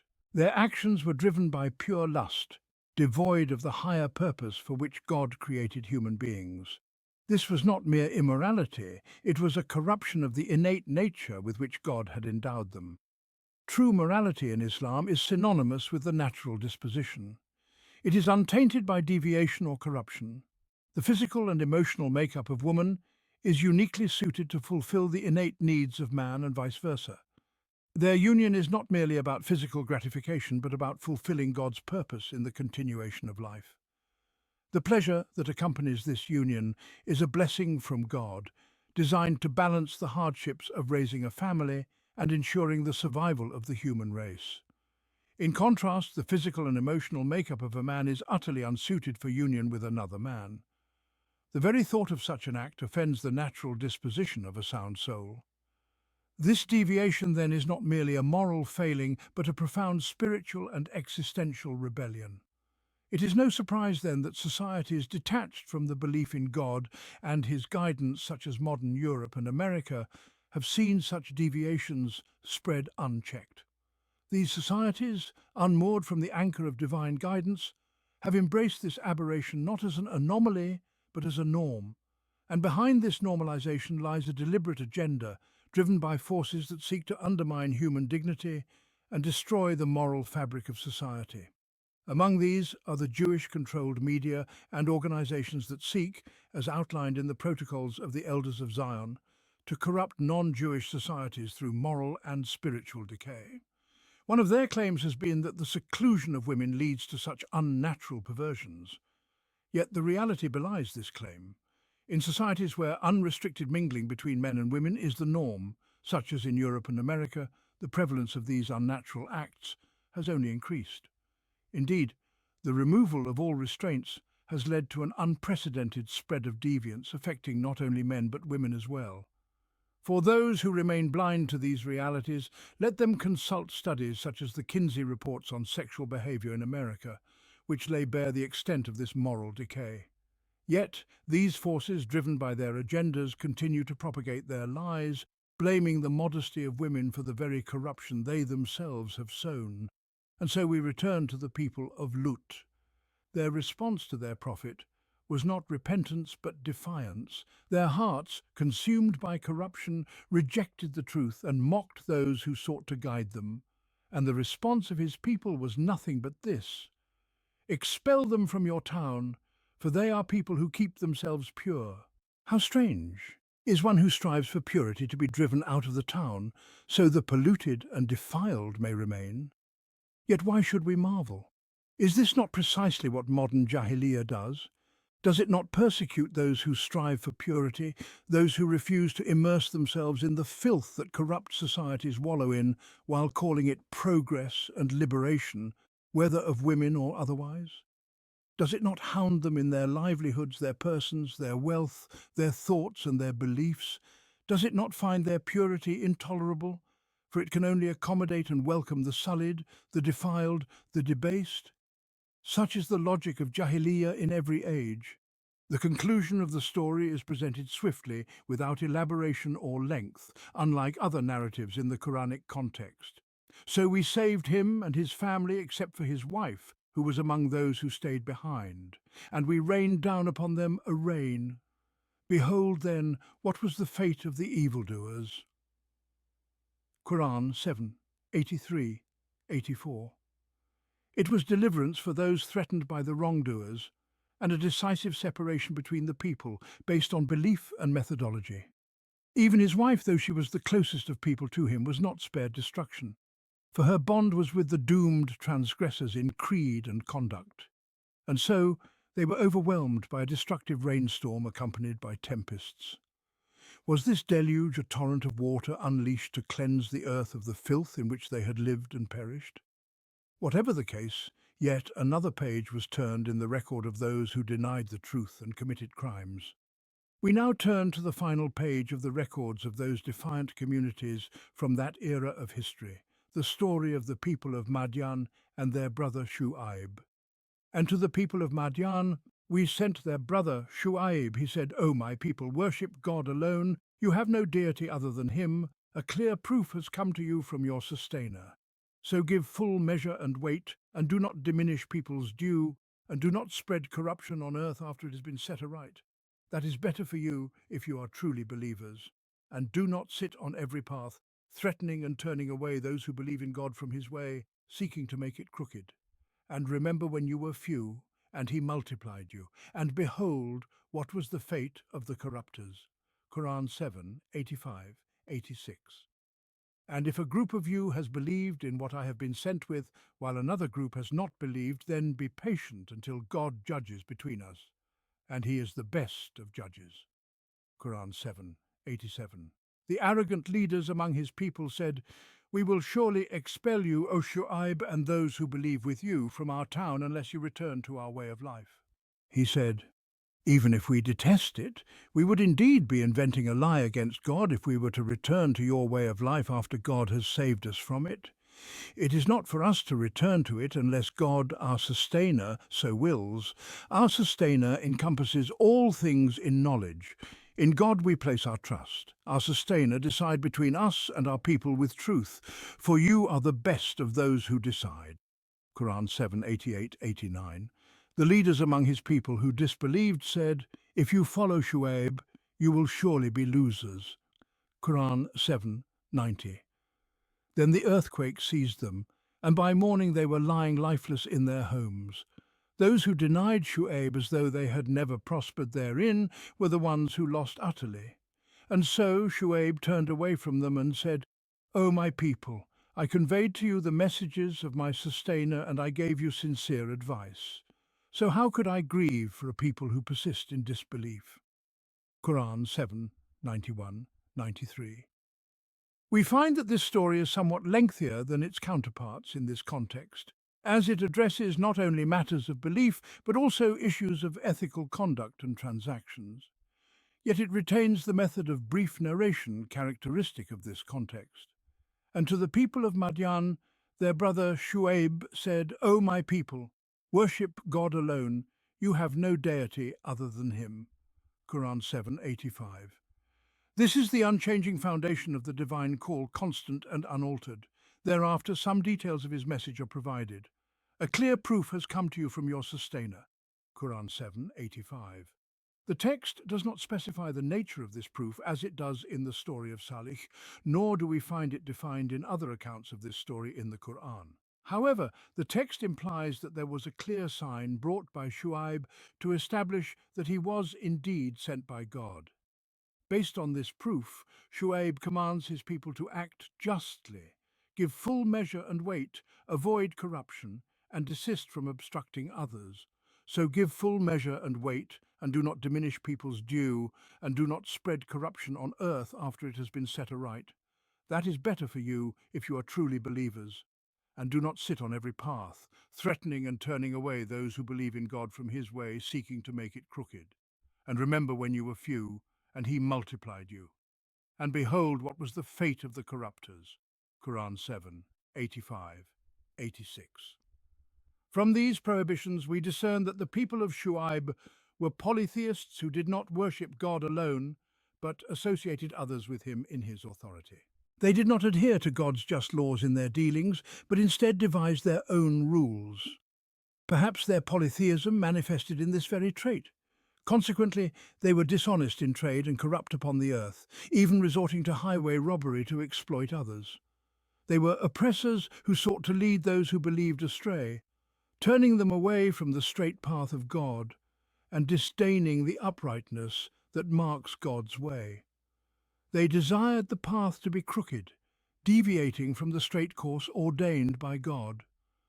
Shu'aib, peace be upon him, begins by calling them to worship God alone, to acknowledge his sole divinity, and to submit to his authority in all matters of life. Shu'aib, peace be upon him, begins his call to his people from this fundamental principle, a principle from which all the methods and systems of life emanate, as well as the norms of behavior, morality, and interaction. None of these can truly be set aright unless this principle itself is firmly established and upright. In his call to them, he summons them to submit to the sovereignty of God alone, to build their lives upon his straight path, and to abandon the corruption of the earth through whims and desires after God had set it aright through his divine law. He employs in this appeal certain powerful and evocative influences, reminding them of God's bounties upon them. And remember when you were few, and he multiplied you. And he warns them of the dire consequences of those who were corrupters before them, and see what was the end of those who spread corruption. Furthermore, he calls upon them to practice fairness and broadness of heart, to refrain from oppressing the believers whom God had guided to his way, to avoid barring them from their path, and to cease threatening and intimidating them. He urges them to await God's judgment between the two groups if they themselves do not wish to believe. And if a group of you has believed in that with which I have been sent, while another group has not believed, then be patient until God judges between us, for he is the best of judges. Indeed, Shu'aib invited them to the most just and equitable course, and he stood firm at the farthest point to which he could go without retreating, calling for patience, coexistence without harm, and leaving matters of faith to individual choice while awaiting God's judgment between the two parties.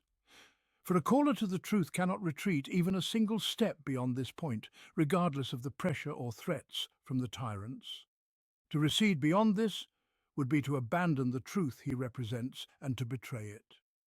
Yet the tyrants are never satisfied with the mere existence of faith on earth, represented by a group of people who refuse to submit to the authority of the oppressors.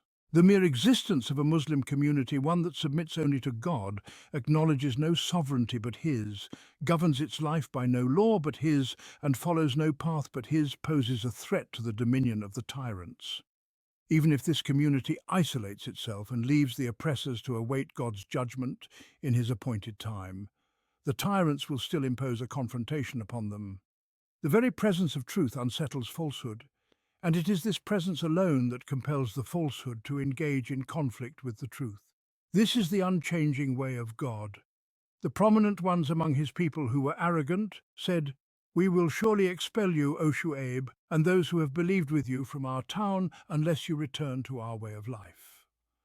Thus, in brazen arrogance and with an unwavering insistence on conflict, they rejected any possibility of coexistence or reconciliation.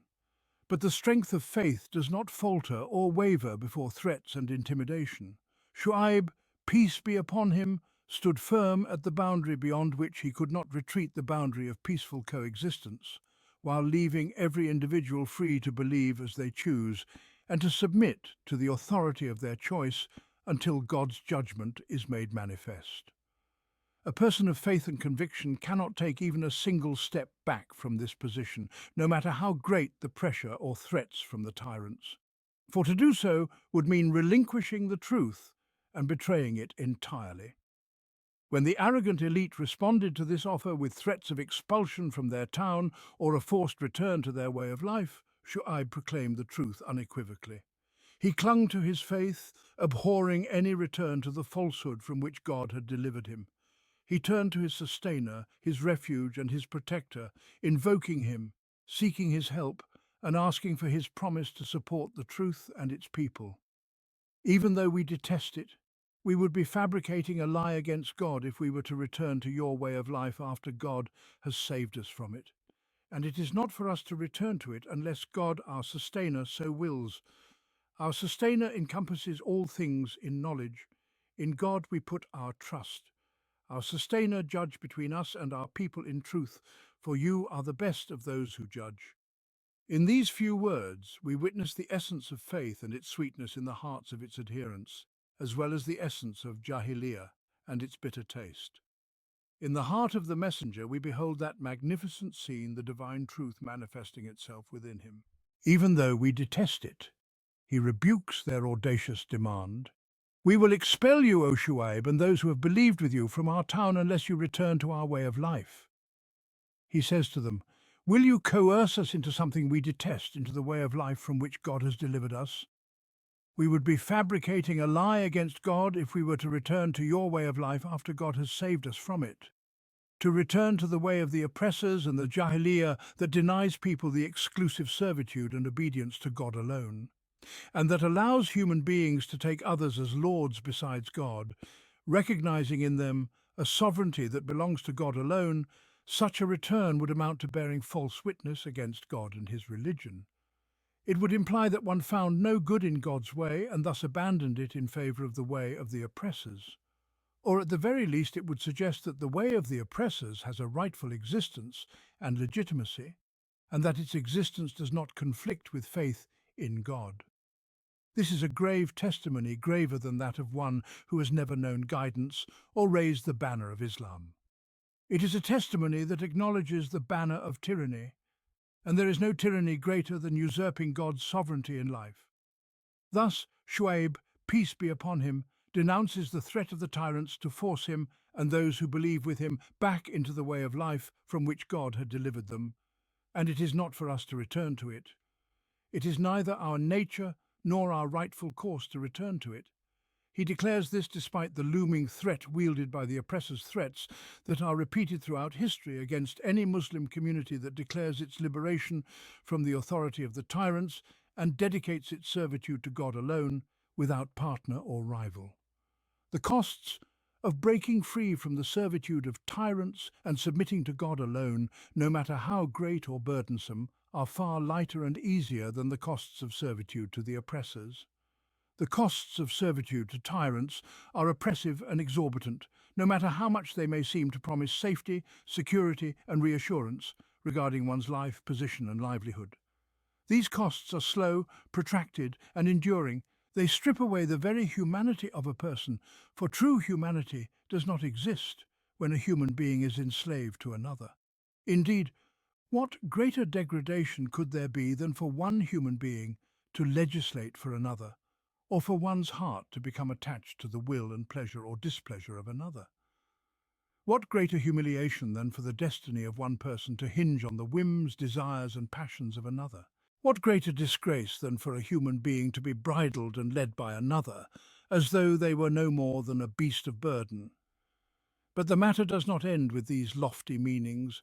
It descends further, to the level where people are forced to pay with their wealth, which is left unprotected by any divine law or framework. It costs them their children, as the tyrants raise them according to their own designs, shaping their thoughts, beliefs, values, ethics, traditions and customs as they please. Moreover, the tyrant seize control over their very lives, slaughtering them on the altar of their whims and ambitions, erecting monuments of glory for themselves upon the skulls and remains of their victims. And in the end, the tyrants demand their honour and dignity, leaving no father able to shield his daughter from the debauchery that the oppressors impose, whether through outright coercion, as has occurred across history, or through indoctrination and cultural frameworks that render such transgressions acceptable under false banners. They lay the groundwork for vice and corruption under various pretexts, preparing young women to be prey to desires and exploiting them in the name of freedom or progress. Whoever imagines that they can safeguard their wealth, honor, life, and the lives of their children under the dominion of tyrants deceives themselves, or else they have lost all sense of reality. The servitude to tyrants exacts a heavy toll on one's soul, honor, and wealth. No matter how great the costs of servitude to God might seem, they are far more profitable and upright, even by the standards of this worldly life, let alone when weighed in the scales of the hereafter. Sayyid Abu al-Maududi writes in his book, The Ethical Foundations of the Islamic Movement, anyone with even the slightest insight into the affairs of human life cannot fail to recognize that the issue upon which the rectitude and corruption of human affairs hinges is none other than the issue of leadership, of who holds the reins of humanity's guidance and direction. Consider the train. It can only move in the direction determined by its driver, and the passengers, whether willingly or unwillingly, must travel to that very destination. Similarly, the train of human civilization moves only toward the direction determined by those who hold its reins. It is evident beyond doubt that humanity as a whole is incapable of resisting the path set by those who possess the resources of the earth in their entirety, those who hold absolute sway over its affairs. They monopolize the means of power, dominate the machinery of thought and theory, and mold concepts in forms that suit their desires. They shape individual temperaments, establish societal systems, and define moral values. If these leaders and guides believe in God and reckon with his judgment, then the entire system of life must necessarily proceed along a path of goodness, righteousness, and reform. The wicked and corrupt will return to the fold of religion and amend their ways. Virtue will flourish, its seeds bearing fruit, and at the very least the influence of society on vice will ensure that it does not increase, if not eradicating it entirely. But if this authority, the authority of leadership, guidance, and governance, falls into the hands of individuals who have turned away from God and his messenger, who pursue their whims and are immersed in depravity and tyranny, then there is no doubt that the entire system of life will be driven by oppression, immorality, and transgression. Corruption and chaos will infiltrate every domain: thought and theories, sciences and literature, politics and civilization, culture and architecture, ethics and transactions, justice and law. Evil will grow unchecked and its consequences will worsen. He continues, "It is evident that the first demand of God's religion from his servants is that they enter into the servitude of truth entirely, with sincerity and obedience and submission, so that no collar of servitude to anything other than God remains around their necks.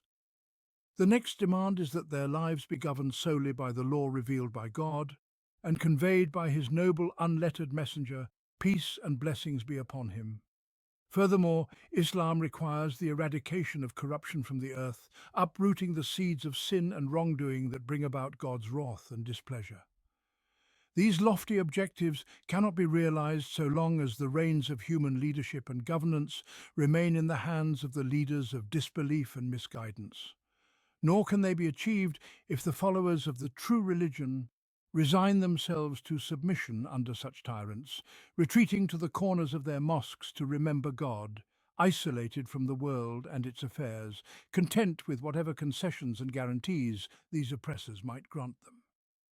It is here that the critical importance of righteous leadership and the establishment of a just order becomes apparent, making it one of the fundamental purposes of religion. Indeed, a person cannot truly attain God's pleasure through any deed if they neglect or shy away from fulfilling this obligation. Have you not observed what the Qur'an and the Sunnah say about the necessity of adhering to the collective body, the Jama'ah, of obedience and loyalty, to the extent that one deserves death if they separate themselves from the collective even by so much as a hair's breadth, even if they fast and pray and claim to be Muslim? Is this not because the true purpose and aim of religion is the establishment of a just order, righteous leadership, and the firm rooting of its foundations on earth?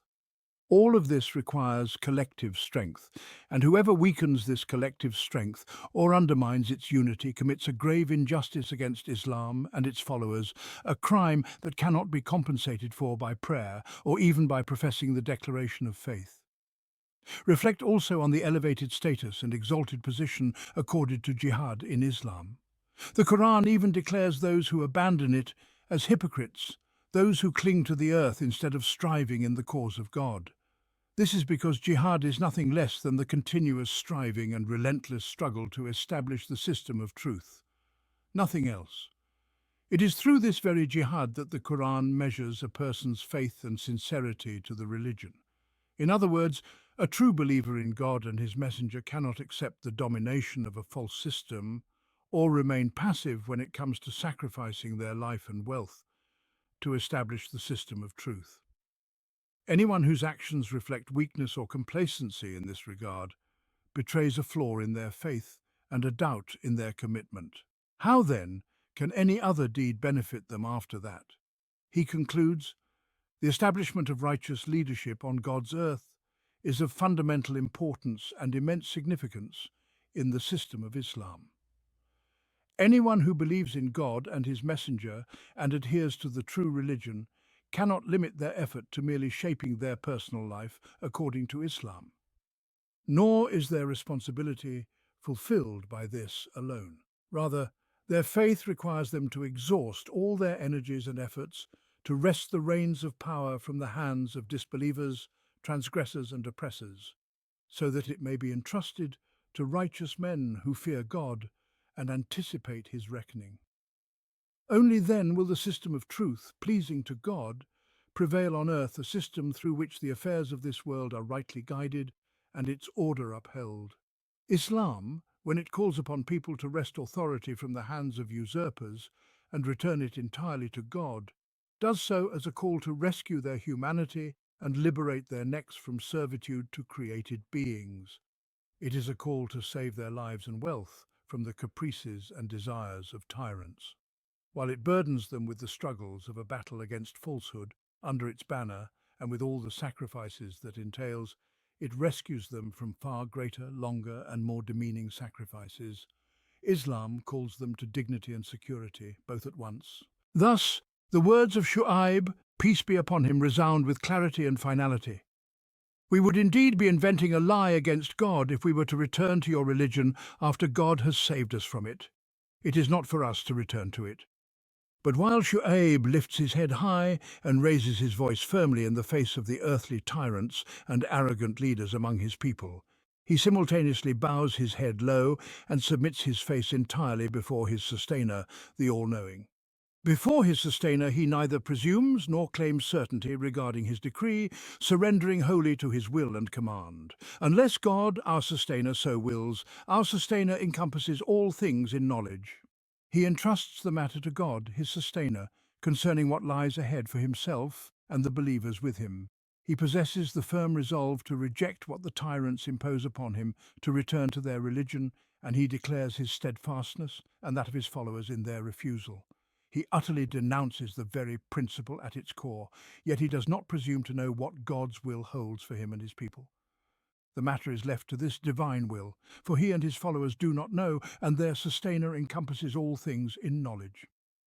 Thus they surrender and entrust themselves to his knowledge and will. Such is the manner of a true servant of God, a manner that adheres to his command, while refraining from presuming upon his will and decree. It is a submission that accepts whatever God wills and decrees without resistance or objection. And here is Shu'aib turning away from the tyrants among his people, from their threats and their dire warnings, and turning instead to his sustainer with unwavering trust.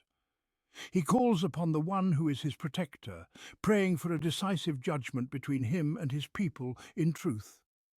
In God do we place our trust. Our sustainer, decide between us and our people in truth, for you are the best of those who decide. And here, before our very eyes, unfolds that resplendent scene, a scene of the sublime reality of divinity as it manifests itself in the soul of God's chosen servant and prophet. He knows the true source of power and the refuge of safety. He is fully aware that it is his sustainer alone who will decide in truth between faith and tyranny. And thus, upon none but his sustainer does he rely as he embarks upon the inevitable confrontation imposed upon him and the believers who stand by his side, an ordeal from which there is no escape, save through the deliverance and victory granted by his sustainer. At this point, the leaders among the disbelievers of his people turn their threats, no longer to Shu'aib himself, but now to those who follow him, seeking to frighten and intimidate them, to turn them away from their faith. And the leaders who disbelieved among his people said, "If you follow Shu'aib, you will surely be among the losers." This is the nature of the battle that repeats itself, unchanging across the ages. The despot first confronts the caller to truth, seeking to silence him and halt his message. But if the caller stands firm, clinging to his faith, trusting his sustainer, and upholding the sacred duty of conveying the message without yielding to the threats and fear-mongering of the tyrants, then the oppressors turn their attention to his followers. They seek to lead them astray from their faith through intimidation, threats, and eventually through brutality and punishment. For they possess no evidence to support their falsehood, only the instruments of oppression and terror. They cannot win over hearts to their jahiliyyah, especially the hearts that have glimpsed the truth and can no longer be deceived by falsehood. But they do have the means to crush those who persist in their faith, those who have devoted themselves to God's sovereignty and submitted to none but Him. Yet it is God's immutable way that when truth and falsehood are laid bare in stark confrontation, when they stand face to face in complete separation, His ordained law comes to pass unchanging and inevitable. And thus it was. Then the earthquake overtook them, and in their homes they lay lifeless, prostrated. The earthquake and their lifeless forms, lying frozen, were the recompense for their threats, their arrogance, and their outstretched hands of harm and persecution. The narrative then counters their earlier claim, "If you follow Shu'aib, you will surely be among the losers," with biting irony, declaring that it was not those who followed Shu'aib who suffered loss, but another group entirely. Those who denied Shu'aib, it was they who were the losers, as though they had never prospered therein. Those who denied Shu'aib, they were the ones who lost. And in a single flash we see them in their homes, lifeless, devoid of motion or vitality, as though they had never inhabited these dwellings, as though they left no trace behind. Their story is closed, their fate sealed, accompanied by the scorn and disregard of their own messenger, who was once their brother, but whose path had now diverged so completely from theirs that even their shared kinship could not bridge the chasm. His destiny had parted from theirs, and so profound was the gulf that he no longer grieved over their ruin or their place among the lost ones of the past. And he turned away from them, saying, "O my people, I indeed delivered to you the messages of my sustainer and gave you sincere advice. So how could I grieve for a people who persist in disbelief? He belongs to one way and they to another. He is an ummah unto himself, and they are an ummah apart. As for the bonds of kinship and shared lineage, they carry no weight in this faith, nor do they hold any significance in the balance of God. The only enduring bond is the bond of this religion, and the connection among people is found only within the unbreakable cord of God. Thus ends the 8th part, and the 9th begins with God's words. The leaders among those who were arrogant said. This 9th part is composed of 2 sections. The first is the continuation of Surah Al-A'raf, a Makkan surah, which forms 3/4 of this part. The second is the first half of Surah Al-Anfal, a Madinan surah, which makes up the remaining quarter. Here we shall limit ourselves to an overview of the first section, postponing the discussion of the second section to its proper place, where we will, God willing, present Surah Al-Anfal in accordance with the method we have followed in introducing the surahs of the Qur'an. In the 8th part, within the section we reviewed from Surah Al-A'raf, there were narratives of the messengers, their messages, and the peoples that came after Adam, peace be upon him. We traced the procession of faith through the stories of Nuh, Hud, Salih, Lut and Shu'aib, peace be upon them all, the destruction of the deniers among their peoples, and the deliverance of the believers. Now, this part begins with the continuation of the story of Shu'aib, peace be upon him, which we chose to include at the end of the 8th part as a conclusion to his story there. Following this, the surah's narrative pauses for reflection, offering commentary on these stories true to the surah's method, revealing, in this commentary, how God's decree unfolds for those who deny the truth. It shows how he seizes them with hardship and adversity to awaken their hearts, to soften them, and to lead them to turn to him in humility. But if their hearts remain unmoved, unyielding, and unreceptive even to tribulation, God subjects them to ease and prosperity tests, far greater in their severity, until they are further distracted from God's decree, imagining life to be mere play and amusement. And then suddenly God seizes them unawares. And never have we sent a prophet to a community without bringing upon its people hardship and adversity, so that they might humble themselves.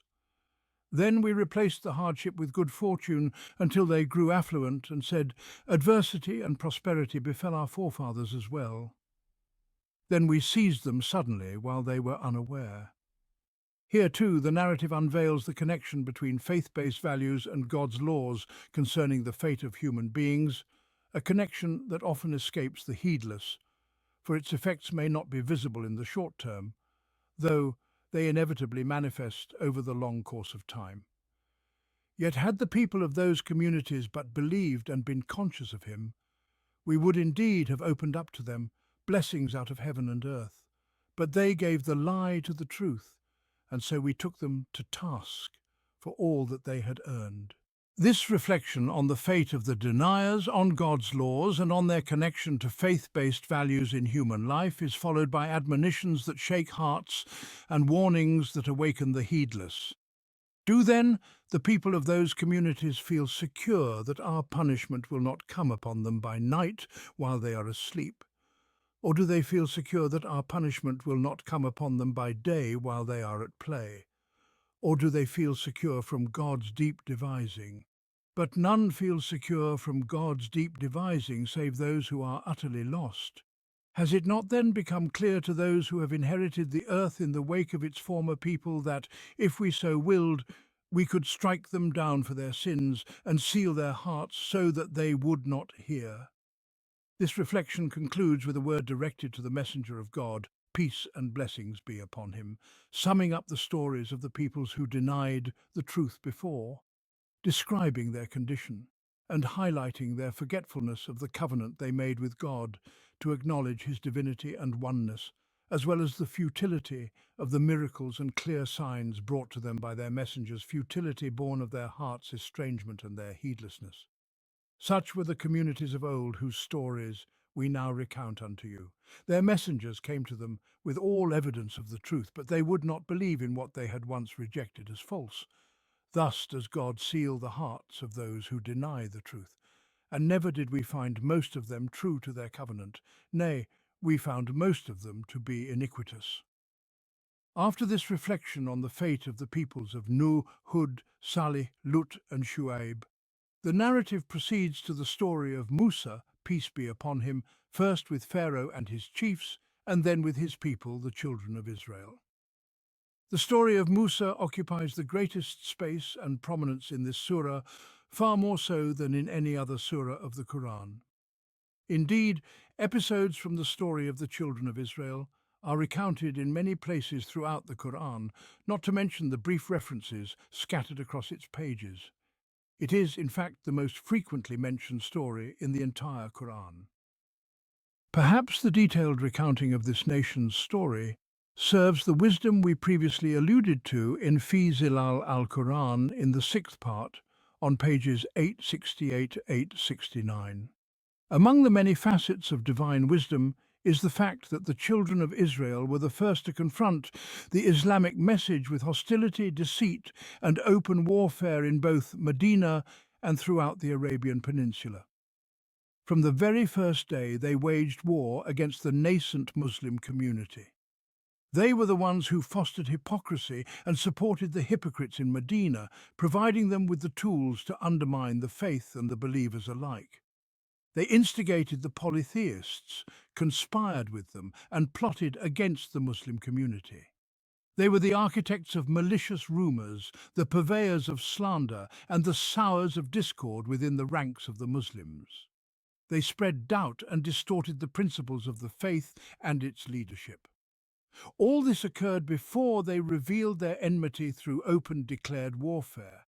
Thus it became necessary to expose them to the Muslim community so that the believers could identify their true enemies, understand their nature, comprehend their history, recognize their methods, and grasp the reality of the battle being waged against them. God, in His infinite knowledge, knew that they would remain the adversaries of this Ummah throughout its history, just as they had been the adversaries of divine guidance throughout their own. Therefore, God laid bare their entire story for this Ummah, exposing their schemes and unveiling their methods. Another aspect of this wisdom lies in the fact that the children of Israel were the bearers of the last divine dispensation before the advent of the final message of Islam.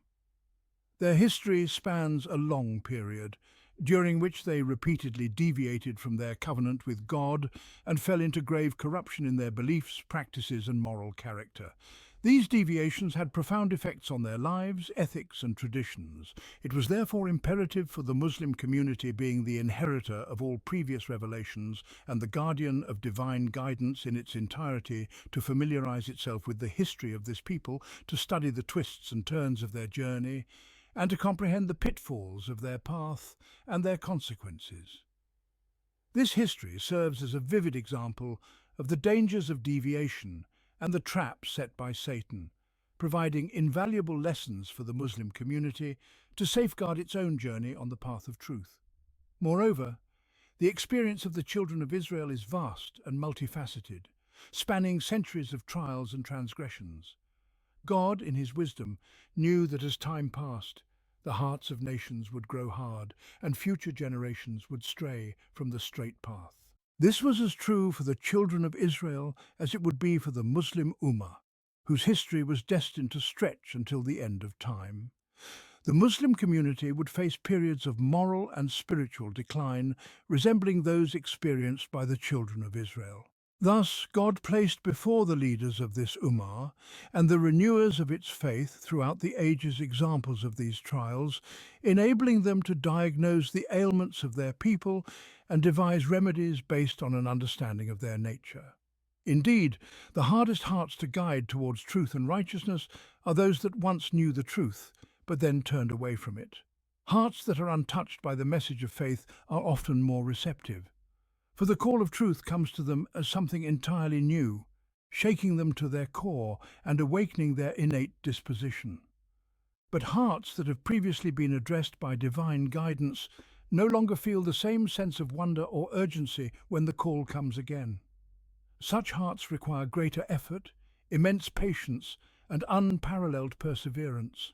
The Qur'an recounts numerous episodes from the story of Moses, peace be upon him, and the children of Israel throughout its chapters. These episodes are presented in accordance with the arrangement of the surahs in the Mushaf, not the order of revelation. They are found in Surat Al-Baqarah, Surat Al-Imran, Surat Al-Nisa, Surat Al-Ma'idah, Surat Al-An'am, and others. If we consider the order of revelation, the narrative in Surat Al-A'raf, a Makan surah, predates the accounts found in the Madinan surahs. This is evident from the nature of the narrative in Surat Al-A'raf, which takes the form of storytelling, while in the Madinan surahs, the narrative shifts to direct confrontation with the children of Israel, reminding them of their history, their deeds, and their transgressions. The story of Moses and the children of Israel is mentioned in more than 30 places throughout the Qur'an, both in Makan and Madinan revelation. However, detailed accounts are found in only 10 surahs, 6 of which provide the most comprehensive narratives. The account in Surat Al-A'raf is not only the earliest detailed narrative, but also the most extensive in scope, even though the number of episodes covered in this surah is fewer than those in Surat Taha. In Surat Al-A'raf, the story begins with Moses confronting Pharaoh and his courtiers with the divine message, while in Surat Taha, the narrative opens with God calling Moses on the slopes of Mount Sinai. In Surat Al-Qasas, the story begins even earlier, with the birth of Moses during the time of Pharaoh's persecution of the children of Israel. The narrative in Surat Al-A'raf is presented in harmony with the surah's overall themes and objectives, as is the Quranic approach in all its storytelling. It begins with a clear indication of the fate that awaits Pharaoh and his courtiers for their rejection of the truth. Then, after them, we sent Moses with our signs to Pharaoh and his chiefs, but they wronged them. So see what was the end of the corruptors. The story then unfolds, moving through its episodes and scenes. It begins with Moses confronting Pharaoh and his courtiers, and ends with his confrontation with the children of Israel, exposing their obstinacy, deviation, and waywardness. While we shall examine the story in detail later, for now we will focus on its prominent features and overarching themes. Moses, peace be upon him, confronts Pharaoh, proclaiming himself as a messenger from the sustainer of all worlds. And Moses said, "O Pharaoh, I am a messenger from the sustainer of all worlds, obligated to say nothing about God except the truth. I've come to you with clear evidence from your sustainer, so let the children of Israel go with me." When Moses later faces Pharaoh's sorcerers in their contest and they are defeated, they fall in prostration and declare their faith. And the sorcerers fell down in prostration. They said, "We believe in the sustainer of all worlds, the sustainer of Moses and Aaron." Even when Pharaoh threatens them with severe punishment, they turn to their sustainer with unwavering faith, declaring their ultimate return to him in life, death, and resurrection. They said, "Indeed, we shall return to our sustainer, and you take vengeance on us only because we believed in the signs of our sustainer when they came to us. Our sustainer, pour upon us patience and let us die as Muslims." Moses also educates his people, reminding them of their true sustainer. When Pharaoh declares that he will resume his persecution of the children of Israel by killing their sons and sparing their daughters, Moses reassures them, "Seek help through God and be patient. Indeed, the earth belongs to God. He grants it to whom he wills of his servants, and the best outcome is for the righteous." And when the children of Israel complain, "We were oppressed before you came to us, and we remain oppressed after you have come to us," Moses replies, "Perhaps your sustainer will destroy your enemy and make you successors on the earth to see how you will act." When they cross the sea and encounter a people devoted to their idols, the children of Israel ask Moses to fashion for them a god like those idols. Moses rebukes them. "You are indeed an ignorant people. What they are engaged in is doomed, and what they are doing is in vain." He said, "Shall I seek for you a god other than God, while he has favored you over all others?" These Quranic passages affirm the true religion brought by Moses, peace be upon him, and the correct understanding of faith it establishes. This is the same faith that Islam confirms, as it represents the divine religion in its entirety across all revelations. These passages also expose the falsehoods perpetuated by certain scholars of religion who speculate about the supposed evolution of monotheism, claiming that it developed gradually over time. Furthermore, these passages highlight the deviations that marred the history of the children of Israel, even after the mission of Moses. These include their request for an idol, their worship of the golden calf during Moses' absence on Mount Sinai, and their demand to see God openly before they would believe. Yet these deviations do not represent the essence of the faith Moses brought. Rather, they are betrayals of that faith. How then can such deviations be attributed to the faith itself? And how can it be claimed that the faith evolved into monotheism? The narrative also reveals the nature of the struggle between divine religion and all forms of jahiliyyah. It shows how tyrants perceive the faith as a threat to their authority and how the believers understand the true nature of their struggle with oppressive powers. When Moses said to Pharaoh, "O Pharaoh, I am a messenger from the sustainer of all worlds, obligated to say nothing about God except the truth," the meaning of this call became clear. It was a declaration of the sovereignty of God over all creation and a rejection of Pharaoh's claim to lordship. Moses demanded the release of the children of Israel, for if God is the sustainer of all worlds, then no servant of his, no matter how powerful or tyrannical, has the right to subjugate others. The children of Israel were servants of God alone, not Pharaoh.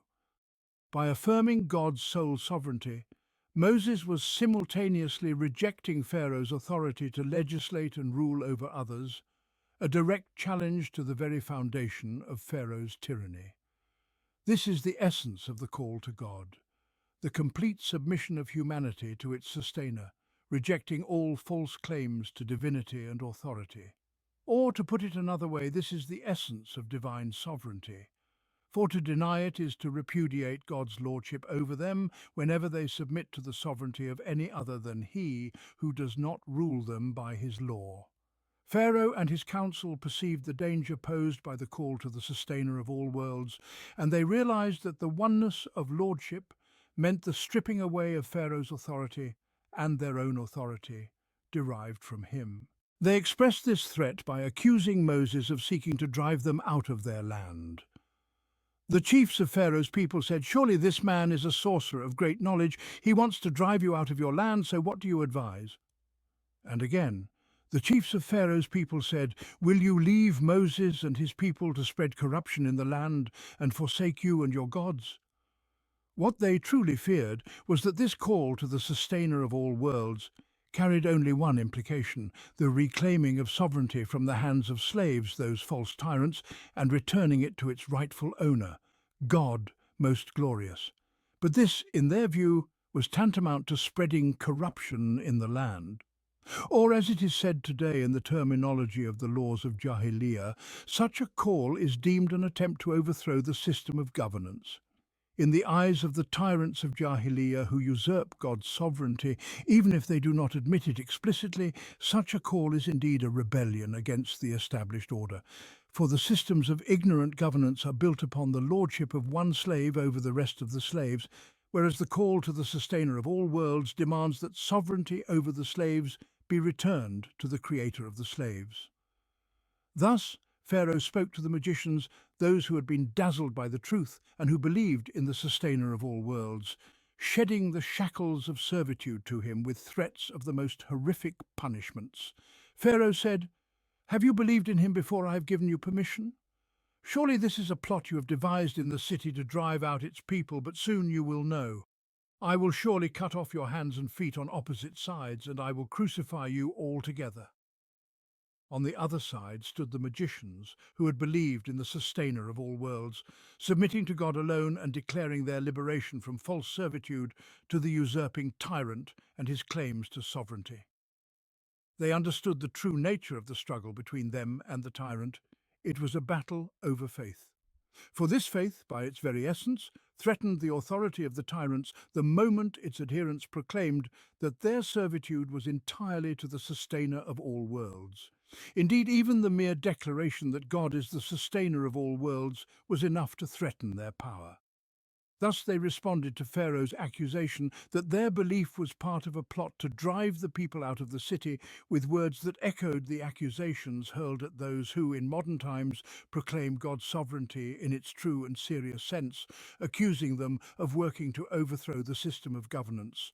"You take offence at us for no other reason than that we have believed in the signs of our sustainer," when they came to us. Then they turned to the sustainer to whom they had submitted, rejecting servitude to anyone but him, and prayed, "Our sustainer, pour upon us patience and cause us to die as Muslims, submitting to you alone." This was the decisive distinction God placed in their hearts when the truth of submission to him alone had taken root within them. Through the unfolding of the signs brought by Moses to Pharaoh and his council, and through the plagues God inflicted upon them, years of drought, decreased harvests, and successive calamities, their obstinacy, evasion, and ultimate persistence in falsehood are laid bare. In the end, God destroyed them, as he says, "And we afflicted the people of Pharaoh with years of famine and a shortage of fruits, so that they might take heed. But whenever good came to them, they said, This is ours by right. And whenever hardship befell them, they ascribed it to Moses and those with him. Beware! Their misfortune was decreed only by God, but most of them do not know. And they said, "Whatever sign you bring us to bewitch us, we will not believe in you." So we sent upon them the flood, the locusts, the lice, the frogs, and the blood, distinct signs. Yet they persisted in their arrogance, for they were a people of sin. And whenever a plague came upon them, they would say, "O Moses, pray to your sustainer for us by the covenant he has made with you. If you remove this plague from us, we will surely believe in you, and let the children of Israel go with you." But when we removed the plague from them until a term they were to reach, they broke their promise. So we took vengeance upon them and drowned them in the sea for denying our signs and being heedless of them. Through all of this, one can see the extent of the tyrant's insistence on falsehood in the face of truth, and the lengths to which he resists the call to the sustainer of all worlds. For he knows with absolute certainty that this call, by its nature, is a war against him, denying the very legitimacy of his rule. The tyrant cannot tolerate the proclamation of "there is no God but God," or "God is the sustainer of all worlds," unless these words are stripped of their true meaning and reduced to mere phrases devoid of significance. In such a state they pose no threat to him, for they do not concern him. But when a group of people takes these words in earnest, embracing their true meaning, the tyrant who usurps God's lordship by ruling without his law and compelling people to serve him through this usurped authority cannot bear their presence, just as Pharaoh could not bear Moses' call to the sustainer of all worlds, or the magician's declaration of faith in the sustainer of all worlds. Thus, Pharaoh and his council persisted in rejecting this call, even as the signs and calamities came upon them one after another: famine, pestilence, hunger, and affliction. Yet all of this was, for them, easier to endure than surrendering to the lordship of God over all worlds, with its explicit implication of removing them from their usurped authority by which they enslaved people to beings other than their Creator. Through the unfolding of these signs, we witness the steps of God's decree upon those who reject the truth, first seizing them with hardship and adversity, then with ease and prosperity, and finally with the decisive blow of the Almighty, the All-Powerful. "And we made the oppressed people inherit the eastern and western parts of the land which we had blessed. And the good promise of your sustainer was fulfilled for the children of Israel because of their patience. And we destroyed what Pharaoh and his people had built and what they had erected. Yet the children of Israel, with their twisted and corrupt nature, rebelled against God's commands, as the Quranic narrative makes clear. They deceived Moses, their prophet, leader, and savior, with harmful cunning, disobeyed him, and showed ingratitude for the blessings they had received. This pattern of behavior repeated itself even after God forgave them time and again, until his decree was finally fulfilled against them. And your sustainer declared that he would send against them until the day of resurrection those who would afflict them with terrible suffering. Indeed, your sustainer is swift in punishment, yet he is also forgiving, merciful. God's warning has proven true, and it will continue to be fulfilled in the days to come. Their history unfolds in cycles. Whenever they grow arrogant, spread corruption, and oppress others, God sends against them those who will subject them to suffering until the day of resurrection. Finally, this chapter of the Quran is Makkan, and it contains extensive references to the waywardness, rebellion, and vile nature of the children of Israel. Yet some Orientalists, whether Jewish or Christian, claim that Muhammad, peace be upon him, only criticized the Jews in the Quran after he despaired of their acceptance in Medina. They allege that in Mecca and the early days of Medina, he flattered them by speaking of their shared ancestry with the Arabs through their forefather Abraham, hoping to win them over to Islam. When they rejected him, they claim he turned against them. They lie. This chapter, a Makkan revelation, speaks the truth about them, just as the Medinan chapter Al-Baqarah does. The truth it conveys does not change. Even if we set aside verses 163 and 170 of this chapter, regarded as Medinan, where God declares that he will send against them those who will afflict them with suffering until the day of resurrection. The verses before and after, which are indisputably Makan, contain the same truths. They mention their worship of the golden calf, their demand that Moses make for them a graven image as a god, even as they were leaving Egypt in the name of the one God. Their demand to see God openly before they would believe, and their alteration of God's words as they entered the land. These narratives expose the falsehoods of the Orientalists who distort history and slander God and his messenger. Yet some who write about Islam take these Orientalists as their teachers. Let these milestones in the story suffice until we address its verses in detail. And if the story in its entirety is narrated in this surah within the broader depiction of the procession of faith, it serves to highlight the workings of God's decree concerning those who deny the truth. It portrays the relationship between the values of faith and the eternal laws of God governing human life. At the same time, it illustrates the essence of faith and disbelief as embodied in the characters and events of the narrative. The story concludes with the scene of the covenant taken with the children of Israel under the overwhelming manifestation of God's might. And remember when we raised the mountain above them as if it were a canopy, and they thought it was about to fall upon them. We said, "Hold firmly to what we have given you, and remember what is in it so that you may be conscious of God." Following this scene comes the account of the covenant taken with the very essence of humanity upon the natural disposition of all humankind. And remember when your sustainer took from the children of Adam from their loins their offspring, and made them bear witness about themselves, saying, "Am I not your sustainer?" They said, "Yes, we bear witness, lest you say on the day of resurrection, 'Indeed, we were unaware of this,' or lest you say, 'It was only that our forefathers associated others with God before us, and we were merely descendants after them.' Will you then destroy us for what those falsifiers did?" This is followed by a striking depiction of one who turns away from this covenant, one who, after having been shown God's signs, sheds them as a serpent sheds its skin, and recite to them the story of the one to whom we gave our signs. But he cast them off, and so Satan followed him, and he became of those who are astray. And if we had willed, we could have raised him by means of them. But he inclined instead to the earth and followed his desires. So his example is like that of a dog. If you drive it away, it pants, and if you leave it alone, it pants. Such is the example of the people who deny our signs. So relate the stories, that they may reflect. Wretched is the example of the people who denied our signs and wronged themselves. Here, the nature of guidance and disbelief is laid bare, revealing that disbelief is the paralysis of the innate faculties that would otherwise respond to God's guidance. This paralysis leads to utter loss. Whoever God guides is rightly guided, and whoever he causes to stray it is they who are the losers. And we have certainly created for hell many of the jinn and mankind. They have hearts with which they do not comprehend, eyes with which they do not see, and ears with which they do not hear. They are like livestock, nay, they are even more astray. It is they who are heedless.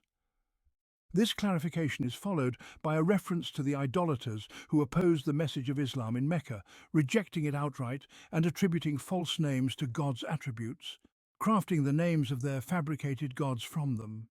They are warned of God's subtle plan to seize them, and they are called to reflect deeply free from whims and prejudices about the one calling them to guidance, the Prophet Muhammad, peace be upon him, whom they accuse of madness. They are urged to contemplate the dominion of the heavens and the earth, the signs scattered across the pages of existence, and even the inevitability of their own impending death, which they ignore in heedlessness. To God belong the most beautiful names, so call upon him by them, and leave those who distort his names. They will be recompensed for what they used to do. And among those we created is a nation that guides by truth and establishes justice thereby. But those who deny our signs, we will gradually lead them to destruction from where they do not know, and I will grant them respite. Indeed, my plan is firm. Do they not reflect? Their companion Muhammad is not possessed. He he is but a clear warner. Do they not look at the dominion of the heavens and the earth and all that God has created, and realize that perhaps their appointed time has drawn near? In what statement after this will they believe? Whoever God causes to stray there is no guide for him, and he leaves them in their transgression, wandering blindly. In this confrontation with the idolaters, the Qur'an also addresses their denial of the hour and their frivolous questioning about its appointed time. The response magnifies the enormity of the hour, the weight of the matter they trivialize, and the gravity of that which they treat lightly. It affirms the nature of the message, the truth of the messenger, and the singularity of God's divinity, including his exclusive knowledge of the unseen and the hour. They ask you about the hour. When will it arrive? Say, its knowledge is only with my sustainer. None will reveal its time except him. It weighs heavily in the heavens and the earth. It will not come upon you except suddenly. They ask you as if you are well informed about it. Say, its knowledge is only with God, but most people do not know. Say, I do not possess for myself any benefit or harm except what God wills, and if I knew the unseen, I would have accumulated much good, and no harm would have touched me. I'm only a warner and a bringer of good tidings to a people who believe. Within this discourse lies an exposition of the nature of polytheism and the history of deviation from the covenant of innate monotheism. It depicts how deviation arises in the soul, tracing it back to the primal state of humanity, as though illustrating the fall of a generation of idolaters from the pure faith of their ancestors who followed the upright religion of Abraham. It is he who created you from a single soul and made from it its mate, that he might find comfort in her. Then when he, the first human, covered her, she carried a light burden and continued therein. But when it became heavy, they both called upon God, their sustainer. If you give us a righteous child, we will surely be among the grateful. But when he gave them a righteous child, they ascribed partners to him in that which he had given them. Exalted is God above what they associate with him. Do they associate with him those who create nothing and are themselves created? And they cannot help them, nor can they help themselves. This is a representation of successive generations, portraying the inner states of the soul as they unfold over time. It is a depiction of wondrous beauty and profound truth. As the Quranic discourse addresses the state of the idolaters confronted by this revelation, it shifts seamlessly from analogy to direct confrontation. The prophet, peace be upon him, is instructed to challenge them and their false gods. If you call them to guidance, they do not follow you. It is the same whether you call them or remain silent. Indeed, those you invoke besides God are servants like you.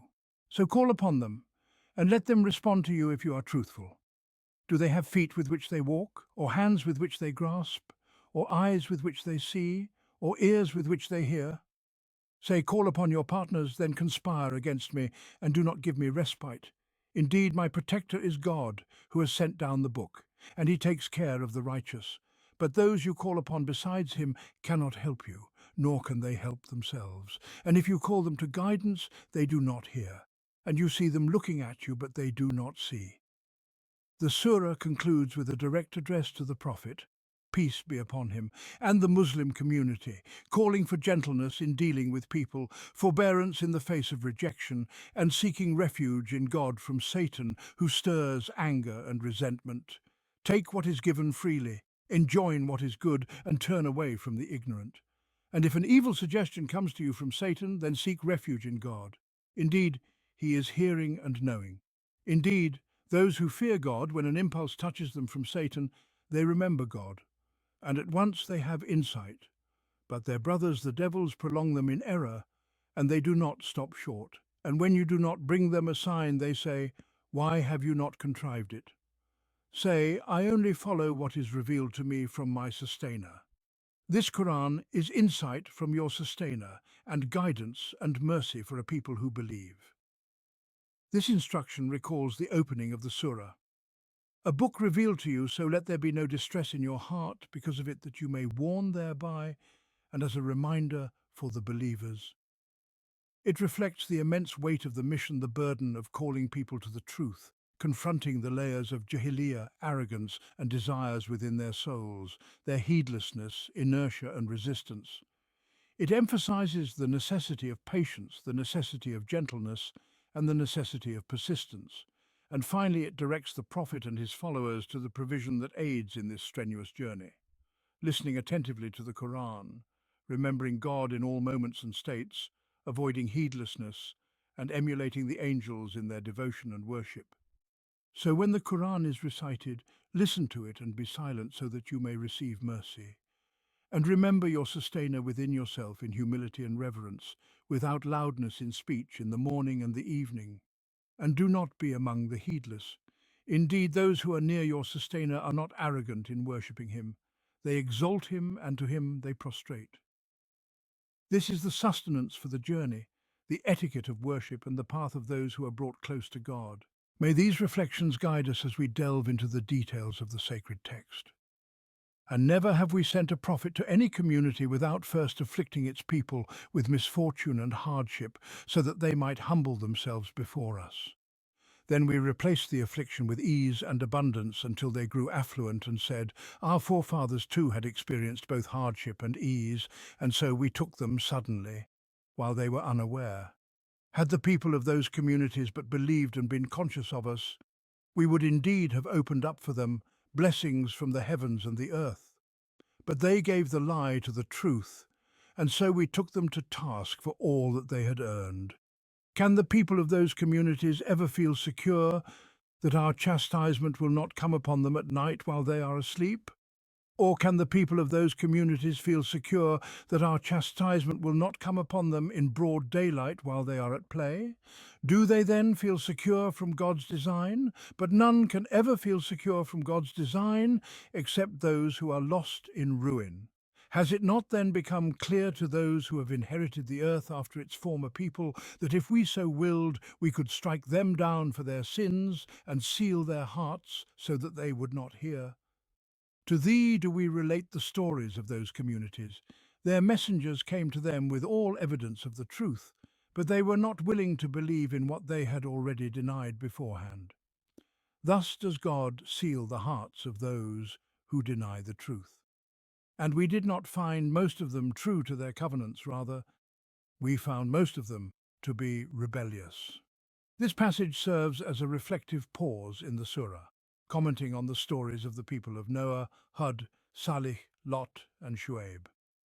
It highlights the divine law that has unfolded in accordance with God's will and decree upon those who denied the truth in every community.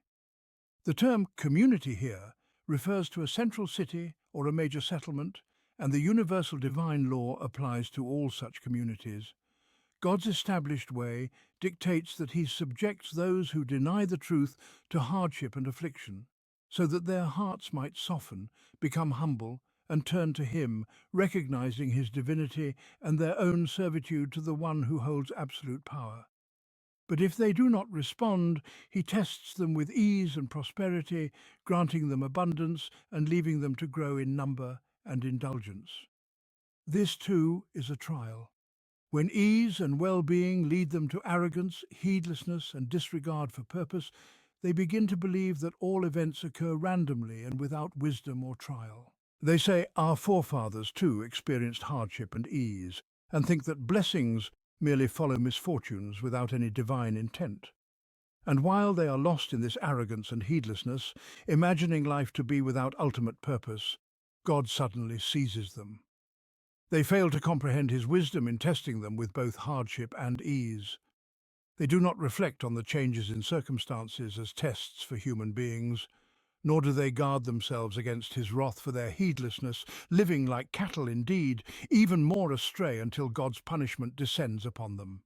Yet had they believed in God and been conscious of him, their condition would have been transformed. Blessings would have descended upon them from the heavens and spread across the earth. God's boundless provision would have enveloped them, granting them a blessed life filled with tranquility, without the calamities that lead to ruin and despair. God then warns those who inherit the earth after its former inhabitants, cautioning them against heedlessness and arrogance. He urges them to be vigilant and pious, reminding them to take lessons from the fates of those who came before them and who were replaced. For God's established way does not change, and it is through this divine law that human history evolves over generations. The reflection concludes by addressing the messenger of God, peace be upon him. These are the stories of those communities that we relate to thee. Thus, God reveals his universal law through these narratives, unveiling the reality of those communities and the fates of their people. And we did not find most of them true to their covenants, rather we found most of them to be rebellious. This final messenger and his community are the inheritors of the legacy of God's entire message. They are the ones tasked with benefiting from the lessons and warnings contained in these stories. And never have we sent a prophet to any community without first afflicting its people with misfortune and hardship, so that they might humble themselves before us.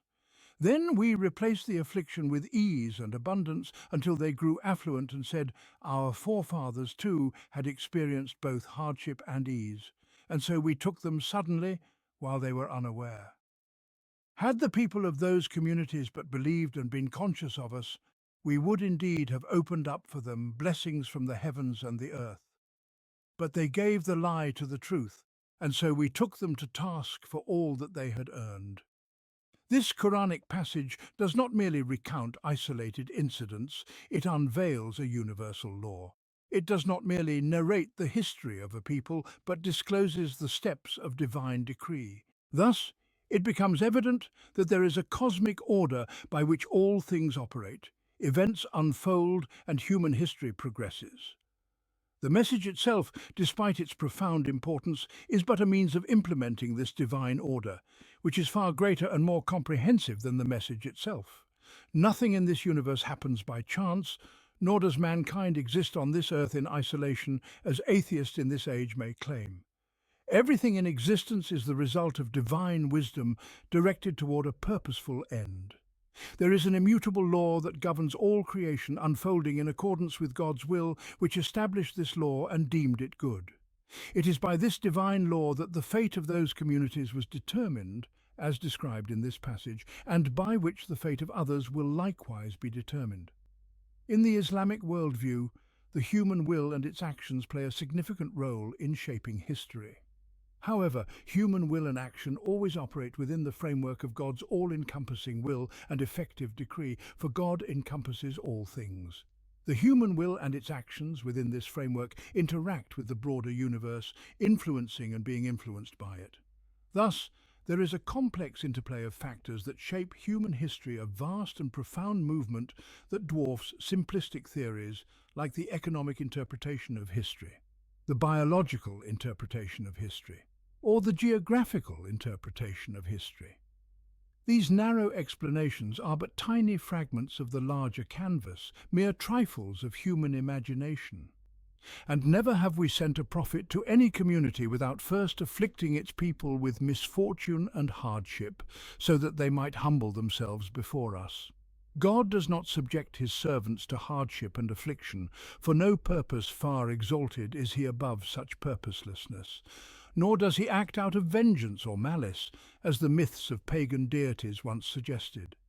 Rather, he afflicts those who deny his messengers with hardships in their lives, bodies, and sustenance, so that their innate nature might awaken, their hearts soften, and they turn to their Creator in humility, seeking his mercy and forgiveness.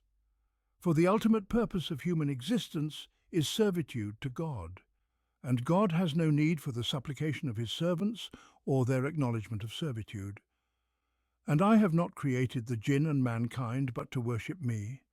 I desire no sustenance from them, nor do I want them to feed me. Indeed, it is God who is the provider, the sustainer of all strength. As conveyed in a sacred tradition, Qadsi Hadith, even if all humanity and jinn were united in perfect obedience to God, this would add nothing to his dominion. Likewise, were they united in complete disobedience, this would diminish nothing from his dominion. Yet the supplication of human beings and their acknowledgement of servitude to God is in truth for their own benefit. It is what sets their lives aright, as well as their livelihood. For once people acknowledge their servitude to God, They free themselves from servitude to anything other than Him. They free themselves from servitude to Satan, who seeks to lead them astray, as mentioned earlier in the surah, and they free themselves from their base desires and whims. They free themselves from servitude to other human beings like themselves, and they come to feel ashamed of following in Satan's footsteps or incurring God's anger through their actions or intentions. Instead, they walk the straight path that liberates, purifies, and ennobles them, elevating them above servitude to their desires and above servitude to others. Thus, it is in accordance with God's will that He afflicts the people of every community to whom He sends a prophet. Should they choose to deny Him, with hardship in their souls and spirits, and with suffering in their bodies and wealth, so that their hearts might be awakened through pain. For pain is the best teacher, the most effective means of bringing forth hidden virtues, the sharpest awakener of dormant consciences, and the most potent guide to the shadows of mercy that soothe the afflicted and comfort the distressed in their moments of hardship and trial, so that they might humble themselves before us. Then we replaced the affliction with ease, and thus ease came after hardship, abundance after want, blessings after deprivation, health after sickness, offspring after barrenness, multitude after scarcity, and safety after fear. And so life became one of ease, wealth, and comfort, of abundance and indulgence. Yet this too was but a test and trial. For many can endure the trial of hardship, persevering through its difficulties and burdens. Hardship often stirs the spirit of resistance and might even remind a person of God, provided there is some good within them, prompting them to turn to Him in supplication and reliance. In the shadow of God, they might find tranquility. In His presence, they might find respite. In His relief, they might find hope. And in His promise, they might find glad tidings. But as for the trial of ease, few are those who endure it. For ease breeds forgetfulness, indulgence distracts, and wealth corrupts. Only a small number of God's servants remain steadfast in the face of such a trial. Then we replaced the affliction with ease until they grew affluent and said, hardship and prosperity came to our forefathers as well. In other words, they multiplied and spread. Their lives became easy, and they no longer felt constrained by anything they did or fearful of any consequences for their actions. The phrase "they grew affluent" not only conveys their increase in wealth and numbers, but also suggests a particular state of mind, a state of carelessness, indifference, and heedlessness. This is the condition often observed in those blessed with ease and abundance, whether as individuals or nations, when they have long dwelled in wealth and comfort. Their hearts become numb, their sensitivity dulled, and they no longer care about anything or consider the consequences of their actions. They spend extravagantly, indulge recklessly, revel carelessly, and even commit atrocities without hesitation or remorse. They commit every heinous act that would make others shudder, yet they do so with ease and impunity, as if it were nothing. They neither fear God's wrath nor heed the reproach of others. Everything they do flows carelessly, without restraint or concern. They fail to recognize God's laws in the universe, nor do they reflect upon His tests and trials for humanity. As a result, they believe life proceeds randomly, without purpose or design. Hardship and prosperity came to our forefathers as well, and so they conclude, we have had our share of hardship, and now it is our turn for prosperity. They imagine life to be a series of random, purposeless cycles moving blindly without aim or consequence, and then in the midst of their heedlessness, arrogance, and indulgence, in that moment of oblivion and forgetfulness, comes the inevitable outcome, in accordance with God's unchanging law. And so we took them suddenly, while they were unaware. This was their punishment for their heedlessness, arrogance, and distance from God.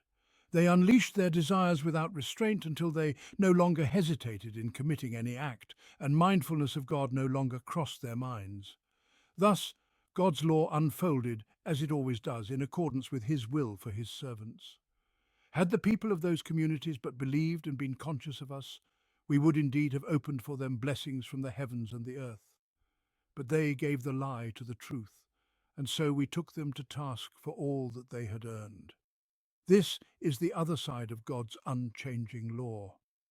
Had the people of those communities chosen belief over denial and piety over heedlessness, then God would have opened for them boundless blessings from above and below. Blessings from the heavens and the earth, abundant and without measure, descending from above and springing forth from beneath their feet. The Quranic expression, with its universality and breadth, evokes the image of an overwhelming outpouring of blessings far beyond what human beings can imagine or comprehend. Before this verse and the one preceding it, we stand before a profound truth of faith, life, and the cosmos. We also encounter a significant factor in human history that secular ideologies often overlook or outright deny.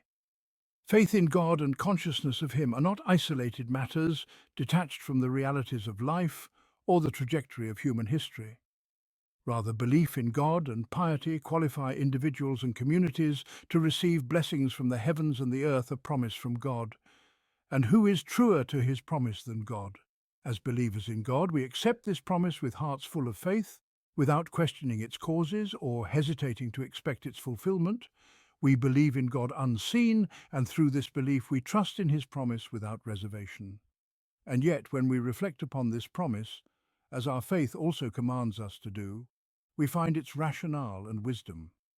Faith in God is evidence of a vibrant nature, a sound inner disposition, a truthful perception, a healthy human constitution, and an expansive awareness of the realities of existence. All of these are essential qualifications for success in life. Faith in God is a dynamic force that unifies all aspects of one's being, directing them toward a single purpose and empowering them to draw strength from God.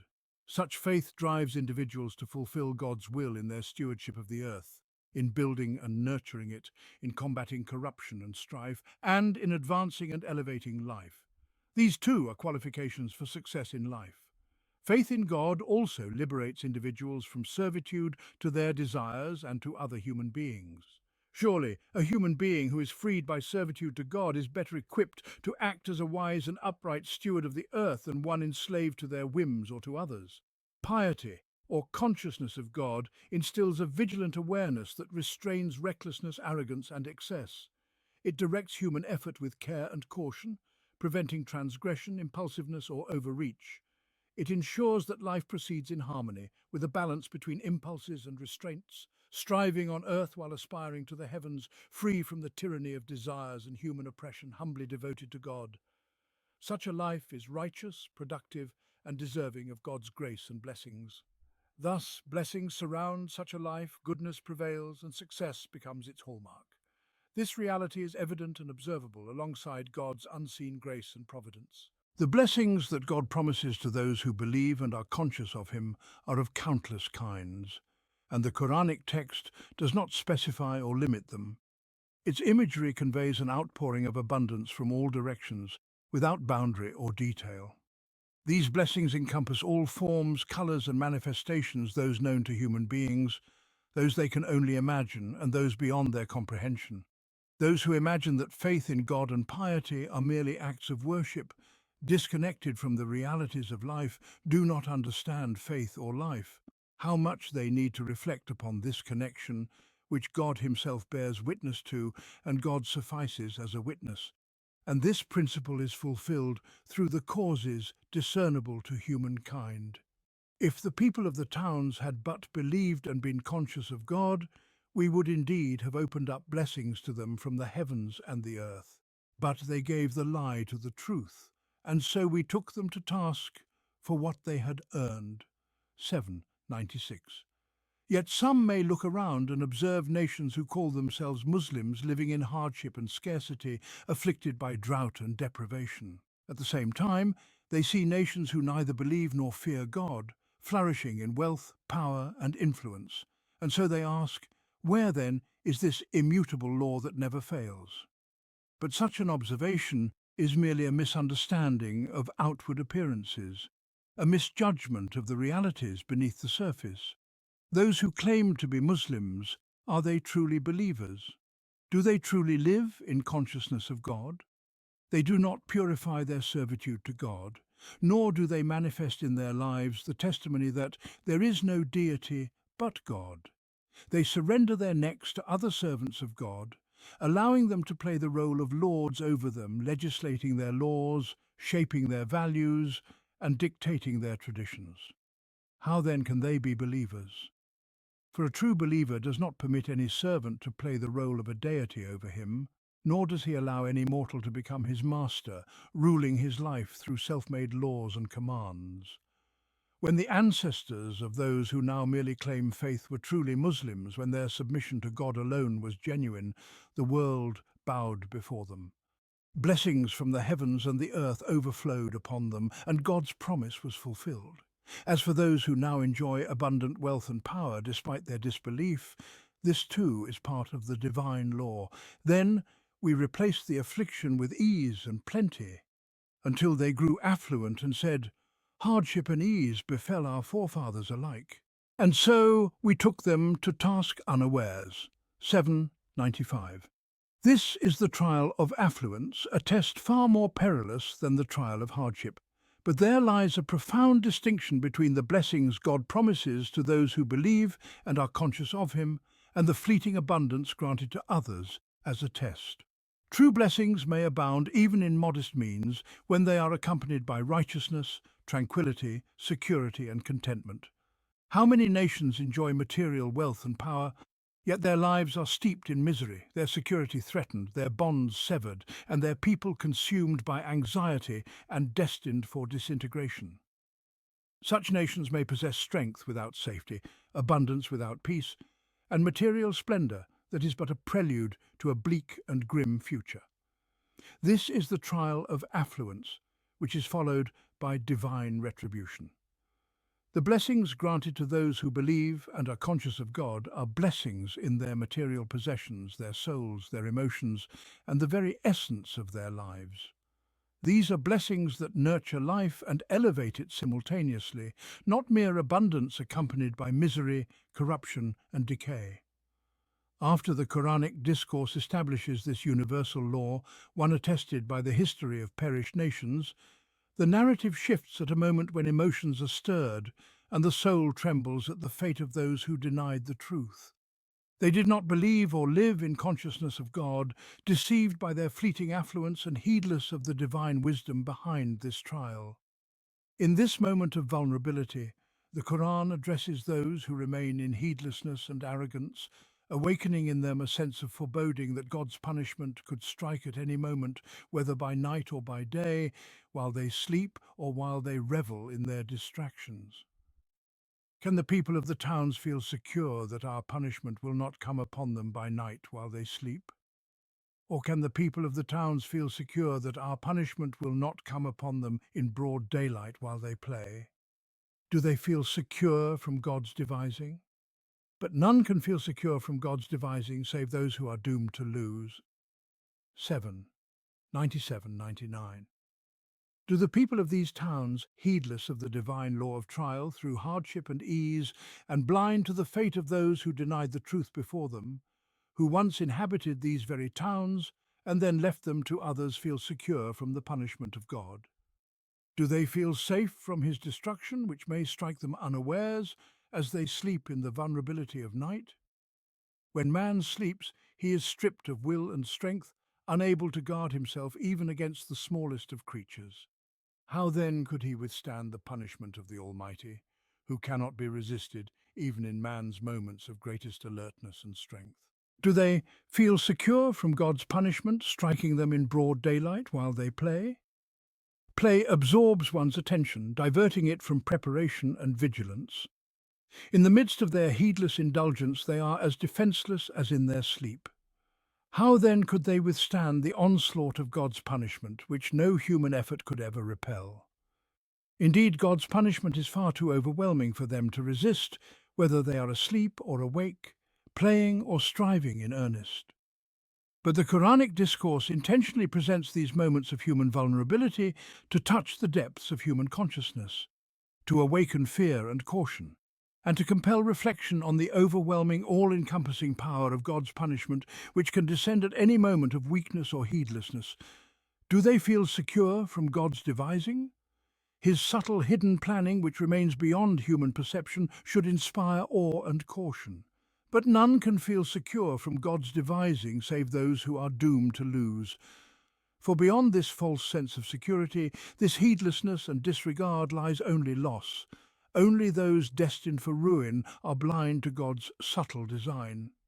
Do they feel secure from God's devising as they inherit the earth after its former inhabitants, those who were destroyed for their sins, deceived by their heedlessness? Were the fates of those who came before them not a warning to guide their way? Has it not become clear to those who inherit the earth after its former inhabitants that, if we so willed, we could afflict them for their sins and seal their hearts so they would no longer hear? 7. 100. God's law does not falter, nor does his will cease to operate.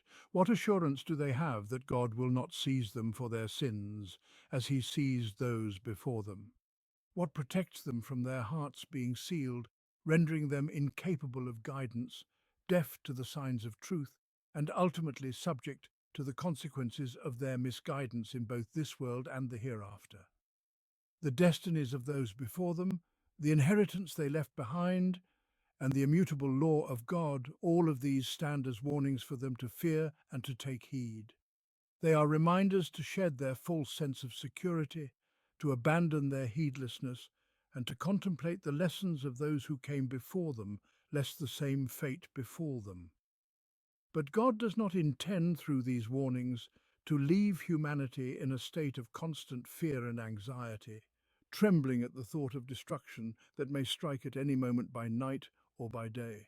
Constant dread of the unknown, perpetual anxiety about the future, and an unrelenting expectation of calamity, these could paralyze human potential, scatter human effort, and lead to despair, undermining the vital work of building life, cultivating the earth, and achieving progress. Rather, God calls for vigilance, sensitivity, and consciousness of him. He calls for self-accountability, reflection upon human history, and contemplation of the forces that shape it. He calls for a relationship with him that is sustained, and for humanity to avoid being deceived by the allure of comfort and ease. God promises humankind security, peace, contentment, and success in this life and the next if they refine their awareness of him, devote themselves wholly to him, and live in consciousness of him, avoiding all that taints life. He calls them to seek security in his proximity, not in the deceptive allure of material prosperity.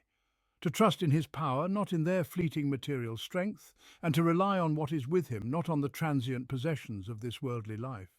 Those who came before, the believers in God who lived in consciousness of him, never felt secure from God's devising, nor did they place their reliance on any but him. Their hearts were filled with faith, their spirits tranquil in remembrance of God, their resolve strong against Satan and their own desires. They strove to reform the earth according to God's guidance, fearing none but him, for he alone is truly worthy of fear. Thus, we must understand the constant reminders of God's punishment and his subtle devising. These reminders are not meant to incite anxiety, but to awaken vigilance. They do not lead to fear, but to heighten sensitivity. They do not paralyze life, but rather guard it against heedlessness and transgression. The Quranic approach, nonetheless, deals with the ever-changing states of hearts and souls, as well as the varying conditions of nations and communities, prescribing for each the remedy most suited to its needs at the appropriate time. It offers them a dose of security, confidence, and tranquility in the presence of God when they are overwhelmed by fear of earthly powers and the trials of life. And it gives them a measure of fear, caution, and awareness of God's might when they grow complacent with worldly powers and the temptations of life. For indeed, your sustainer knows best who he has created, and he is the all-subtle, all-aware. And now, having concluded the exposition of the universal law and touched the human soul with those profound, evocative impressions, the discourse turns to address the messenger of God, peace and blessings be upon him. It unveils to him the ultimate outcome of the trials that befell these communities and the truths revealed by their experiences regarding the nature of disbelief, the essence of faith, and finally, the prevailing tendencies of human beings as manifested in those peoples. Those communities, we relate to you some of their stories. Their messengers came to them with clear evidence, yet they would not believe in what they had already rejected beforehand. Thus does God seal the hearts of the disbelievers, and we did not find most of them true to their covenants. Rather, we found most of them rebellious. This is a narrative from God of which the messenger, peace and blessings be upon him, had no prior knowledge. It is solely through divine revelation and instruction that he has been informed. Their messengers came to them with clear evidence. But the clear evidence did not benefit them, for they continued to deny it just as they had denied before. They refused to believe in what they had previously rejected, even when the evidence was made manifest to them. Thus, clear evidence does not lead persistent deniers to faith. It was not evidence that they lacked in order to believe. What they lacked was an open heart, a refined sensitivity, and a willingness to be guided. They lacked the living nature of the soul that welcomes, reacts, and responds. When they failed to direct their hearts toward the inspirations of guidance and the signs of faith, God sealed their hearts and closed them off, rendering them incapable of receiving, reacting, or responding. Thus does God seal the hearts of the disbelievers, and these experiences revealed an overwhelming truth. And we did not find most of them true to their covenants, rather, we found most of them rebellious. The covenant referred to here could be the primordial covenant of human nature with God, as mentioned toward the end of the surah. And remember when your sustainer brought forth from the children of Adam from their loins their descendants, and made them bear witness about themselves, saying, "Am I not your sustainer?" They said, "Yes, indeed, we bear witness." Or it could be the covenant of faith pledged by their forefathers who believed in the messengers, a covenant which their successors then betrayed, as happens in every age of Jahiliyyah. Generations gradually deviate little by little until they abandon the covenant of faith and revert to Jahiliyyah. Whatever the covenant may be, it became evident that the people of these communities were untrue to most of their covenants. They did not adhere to them or remain steadfast in fulfilling them. Instead, they were driven by capricious desires and a nature that could not endure the responsibilities of a covenant nor remain upright. And we found most of them rebellious, deviating from God's religion and their ancient covenant. This, then, is the consequence of their fickleness, their breaking of covenants, and their pursuit of whims. And whoever does not hold firmly to their covenant with God, walking steadfastly upon his path and seeking guidance through his light, is bound to be led astray, bound to deviate, bound to rebel. Such was the fate of those communities, and thus did their journey end. And after them we sent forth Moses with our signs to Pharaoh and his council. But they dealt unjustly with them. Behold then, how was the fate of those who spread corruption? 7:103. And Moses said, "O Pharaoh, I am a messenger from the sustainer of all worlds." 7:104. Obliged am I to say nothing about God but the truth. I have brought you clear evidence from your sustainer, so let the children of Israel go with me. 7:105. Pharaoh said, "If you have indeed come with a sign, then produce it if you are truthful." 7:106. And so Moses cast down his staff, and behold, it became a serpent, manifest for all to see. 7:107. And he drew forth his hand, and behold, it was shining white for all onlookers to behold. 7:108. The chiefs of Pharaoh's people said, "Indeed, this is a learned sorcerer." 7:109. He seeks to drive you out of your land. What then do you command? 7:110. They said, "Hold him and his brother in suspense, and send forth heralds to all the cities." 7:111. To summon every skilled sorcerer to your court. 7:112. And so the sorcerers came to Pharaoh and said, "Indeed, for us there shall be a reward if we prevail." 7:113. He replied, "Yes, and you shall indeed be among those near to me." 7:114. They said, "O Moses, will you cast first, or shall we be the ones to cast?" 7:115. He said, "You cast first." And so when they cast their ropes and staffs, they bewitched the eyes of the people, struck them with awe, and produced a mighty spell. 7:116. But we inspired Moses, Cast your staff, and behold, it swallowed up all that they had contrived. 7:117. Thus the truth was established, and all that they had done was made to vanish. 7:118. And so they were vanquished there and then, and they returned in utter humiliation. 7:119. And the sorcerers fell down in prostration.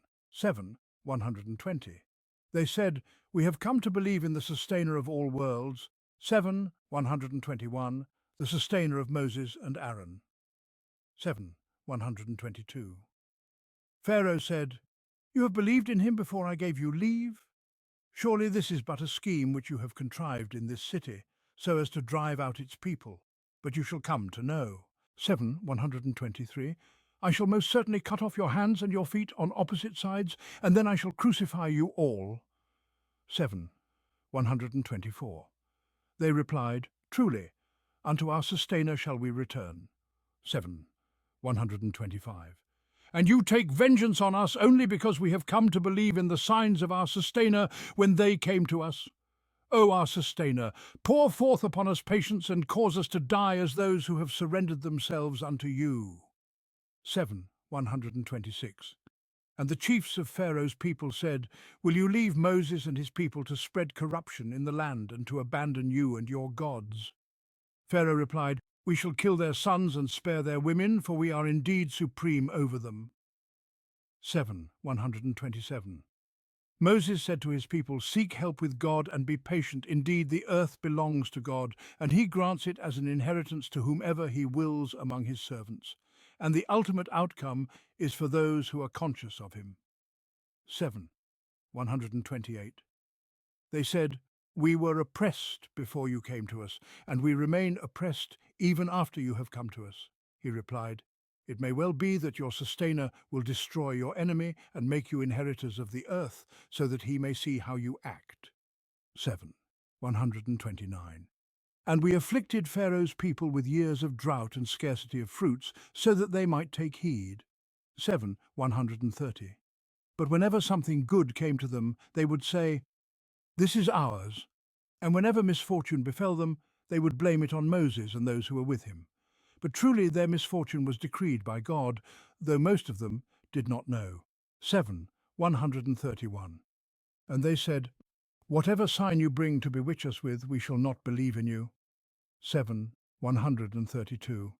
And so we sent upon them the flood, the locusts, the lice, the frogs, and the blood, clear signs one after the other. But they acted arrogantly, and were a people steeped in sin. 7:133. And whenever a plague befell them, they would say, "O Moses, call upon your sustainer for us, by virtue of his covenant with you. If you remove the plague from us, we will surely believe in you, and we will let the children of Israel go with you." 7:134.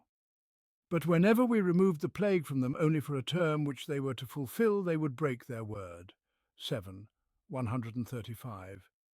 And so we exacted retribution from them, and we caused them to drown in the sea, because they had denied our signs and were heedless of them. 7:136. And we made the people who had been oppressed the inheritors of the eastern and western parts of the land which we had blessed. And the good word of your sustainer was fulfilled for the children of Israel because of their patience, while we destroyed all that Pharaoh and his people had wrought, and all that they had built. 7:137.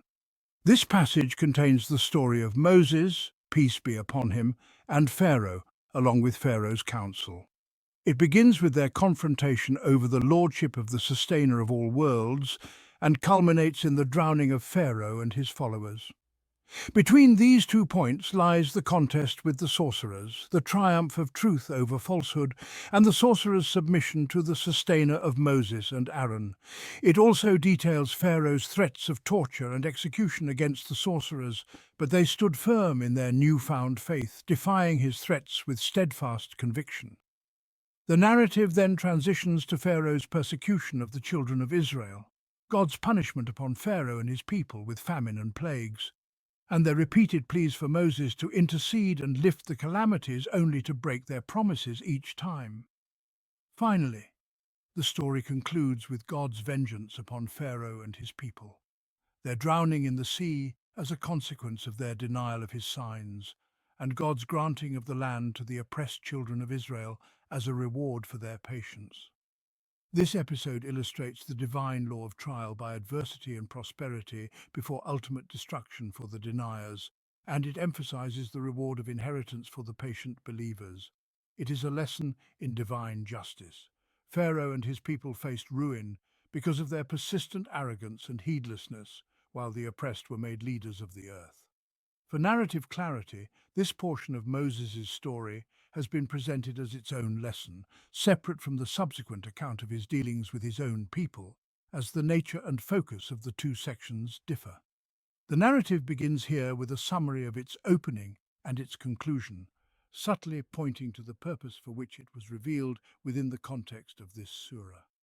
Then, after them, we sent Moses with our signs to Pharaoh and his chiefs, but they wronged them.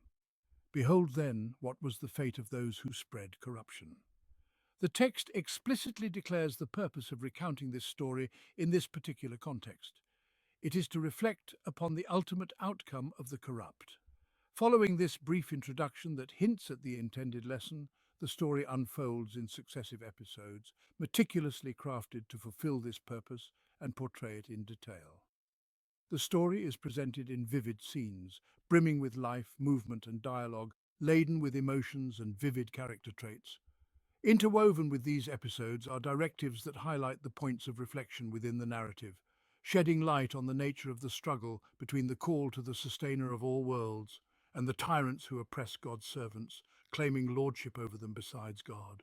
Here, too, the magnificence of faith reveals itself in its purest form, undaunted by the power of tyrants, unshaken by threats and ferocious warnings. Then after them we sent Moses with our signs to Pharaoh and his chiefs, but they wronged them. Behold, then, what was the fate of those who spread corruption. After those earlier towns and the destruction that befell them and their deniers, Moses was sent forth. The narrative situates itself in the episode where Moses confronts Pharaoh and his chiefs with the divine message. It quickly unveils the essence of their reception of this message and hastens to point out the ultimate fate they met. They wronged these signs, they disbelieved in them and rejected them. The Quranic expression frequently uses the words injustice, zulm, and corruption, fisk, in places where one might expect terms like disbelief, kufr, or polytheism, shirk. This is one such instance where this nuanced usage occurs. This is because polytheism or disbelief represents the gravest form of injustice and the most heinous form of corruption. Those who disbelieve or associate partners with God commit injustice against the greatest truth, the truth of God's oneness and divinity. They wrong their own souls by leading them to destruction in both this world and the hereafter. They wrong humanity by dragging them from servitude to the one God into servitude to oppressive tyrants and disparate false deities. What greater injustice could there be? Hence, disbelief is termed zulm, an act of injustice, and disbelievers are described in the noble Quranic expression as wrongdoers. And the disbelievers, they are the wrongdoers. Similarly, the one who disbelieves or associates partners with God corrupts and deviates from God's path, the straight path, to paths that lead away from him, paths that lead to the hellfire. Thus, Pharaoh and his chiefs wronged God's signs. That is, they disbelieved in them and rejected them. Behold, then, what was the fate of those who spread corruption. This fate will soon be revealed in the unfolding narrative. But for now, let us pause and reflect upon the meaning of the term those who spread corruption, al-mufsidun, which here serves as a synonym for disbelievers or wrongdoers. They wronged God's signs, they disbelieved in them and rejected them. So behold, what was the fate of these corrupters?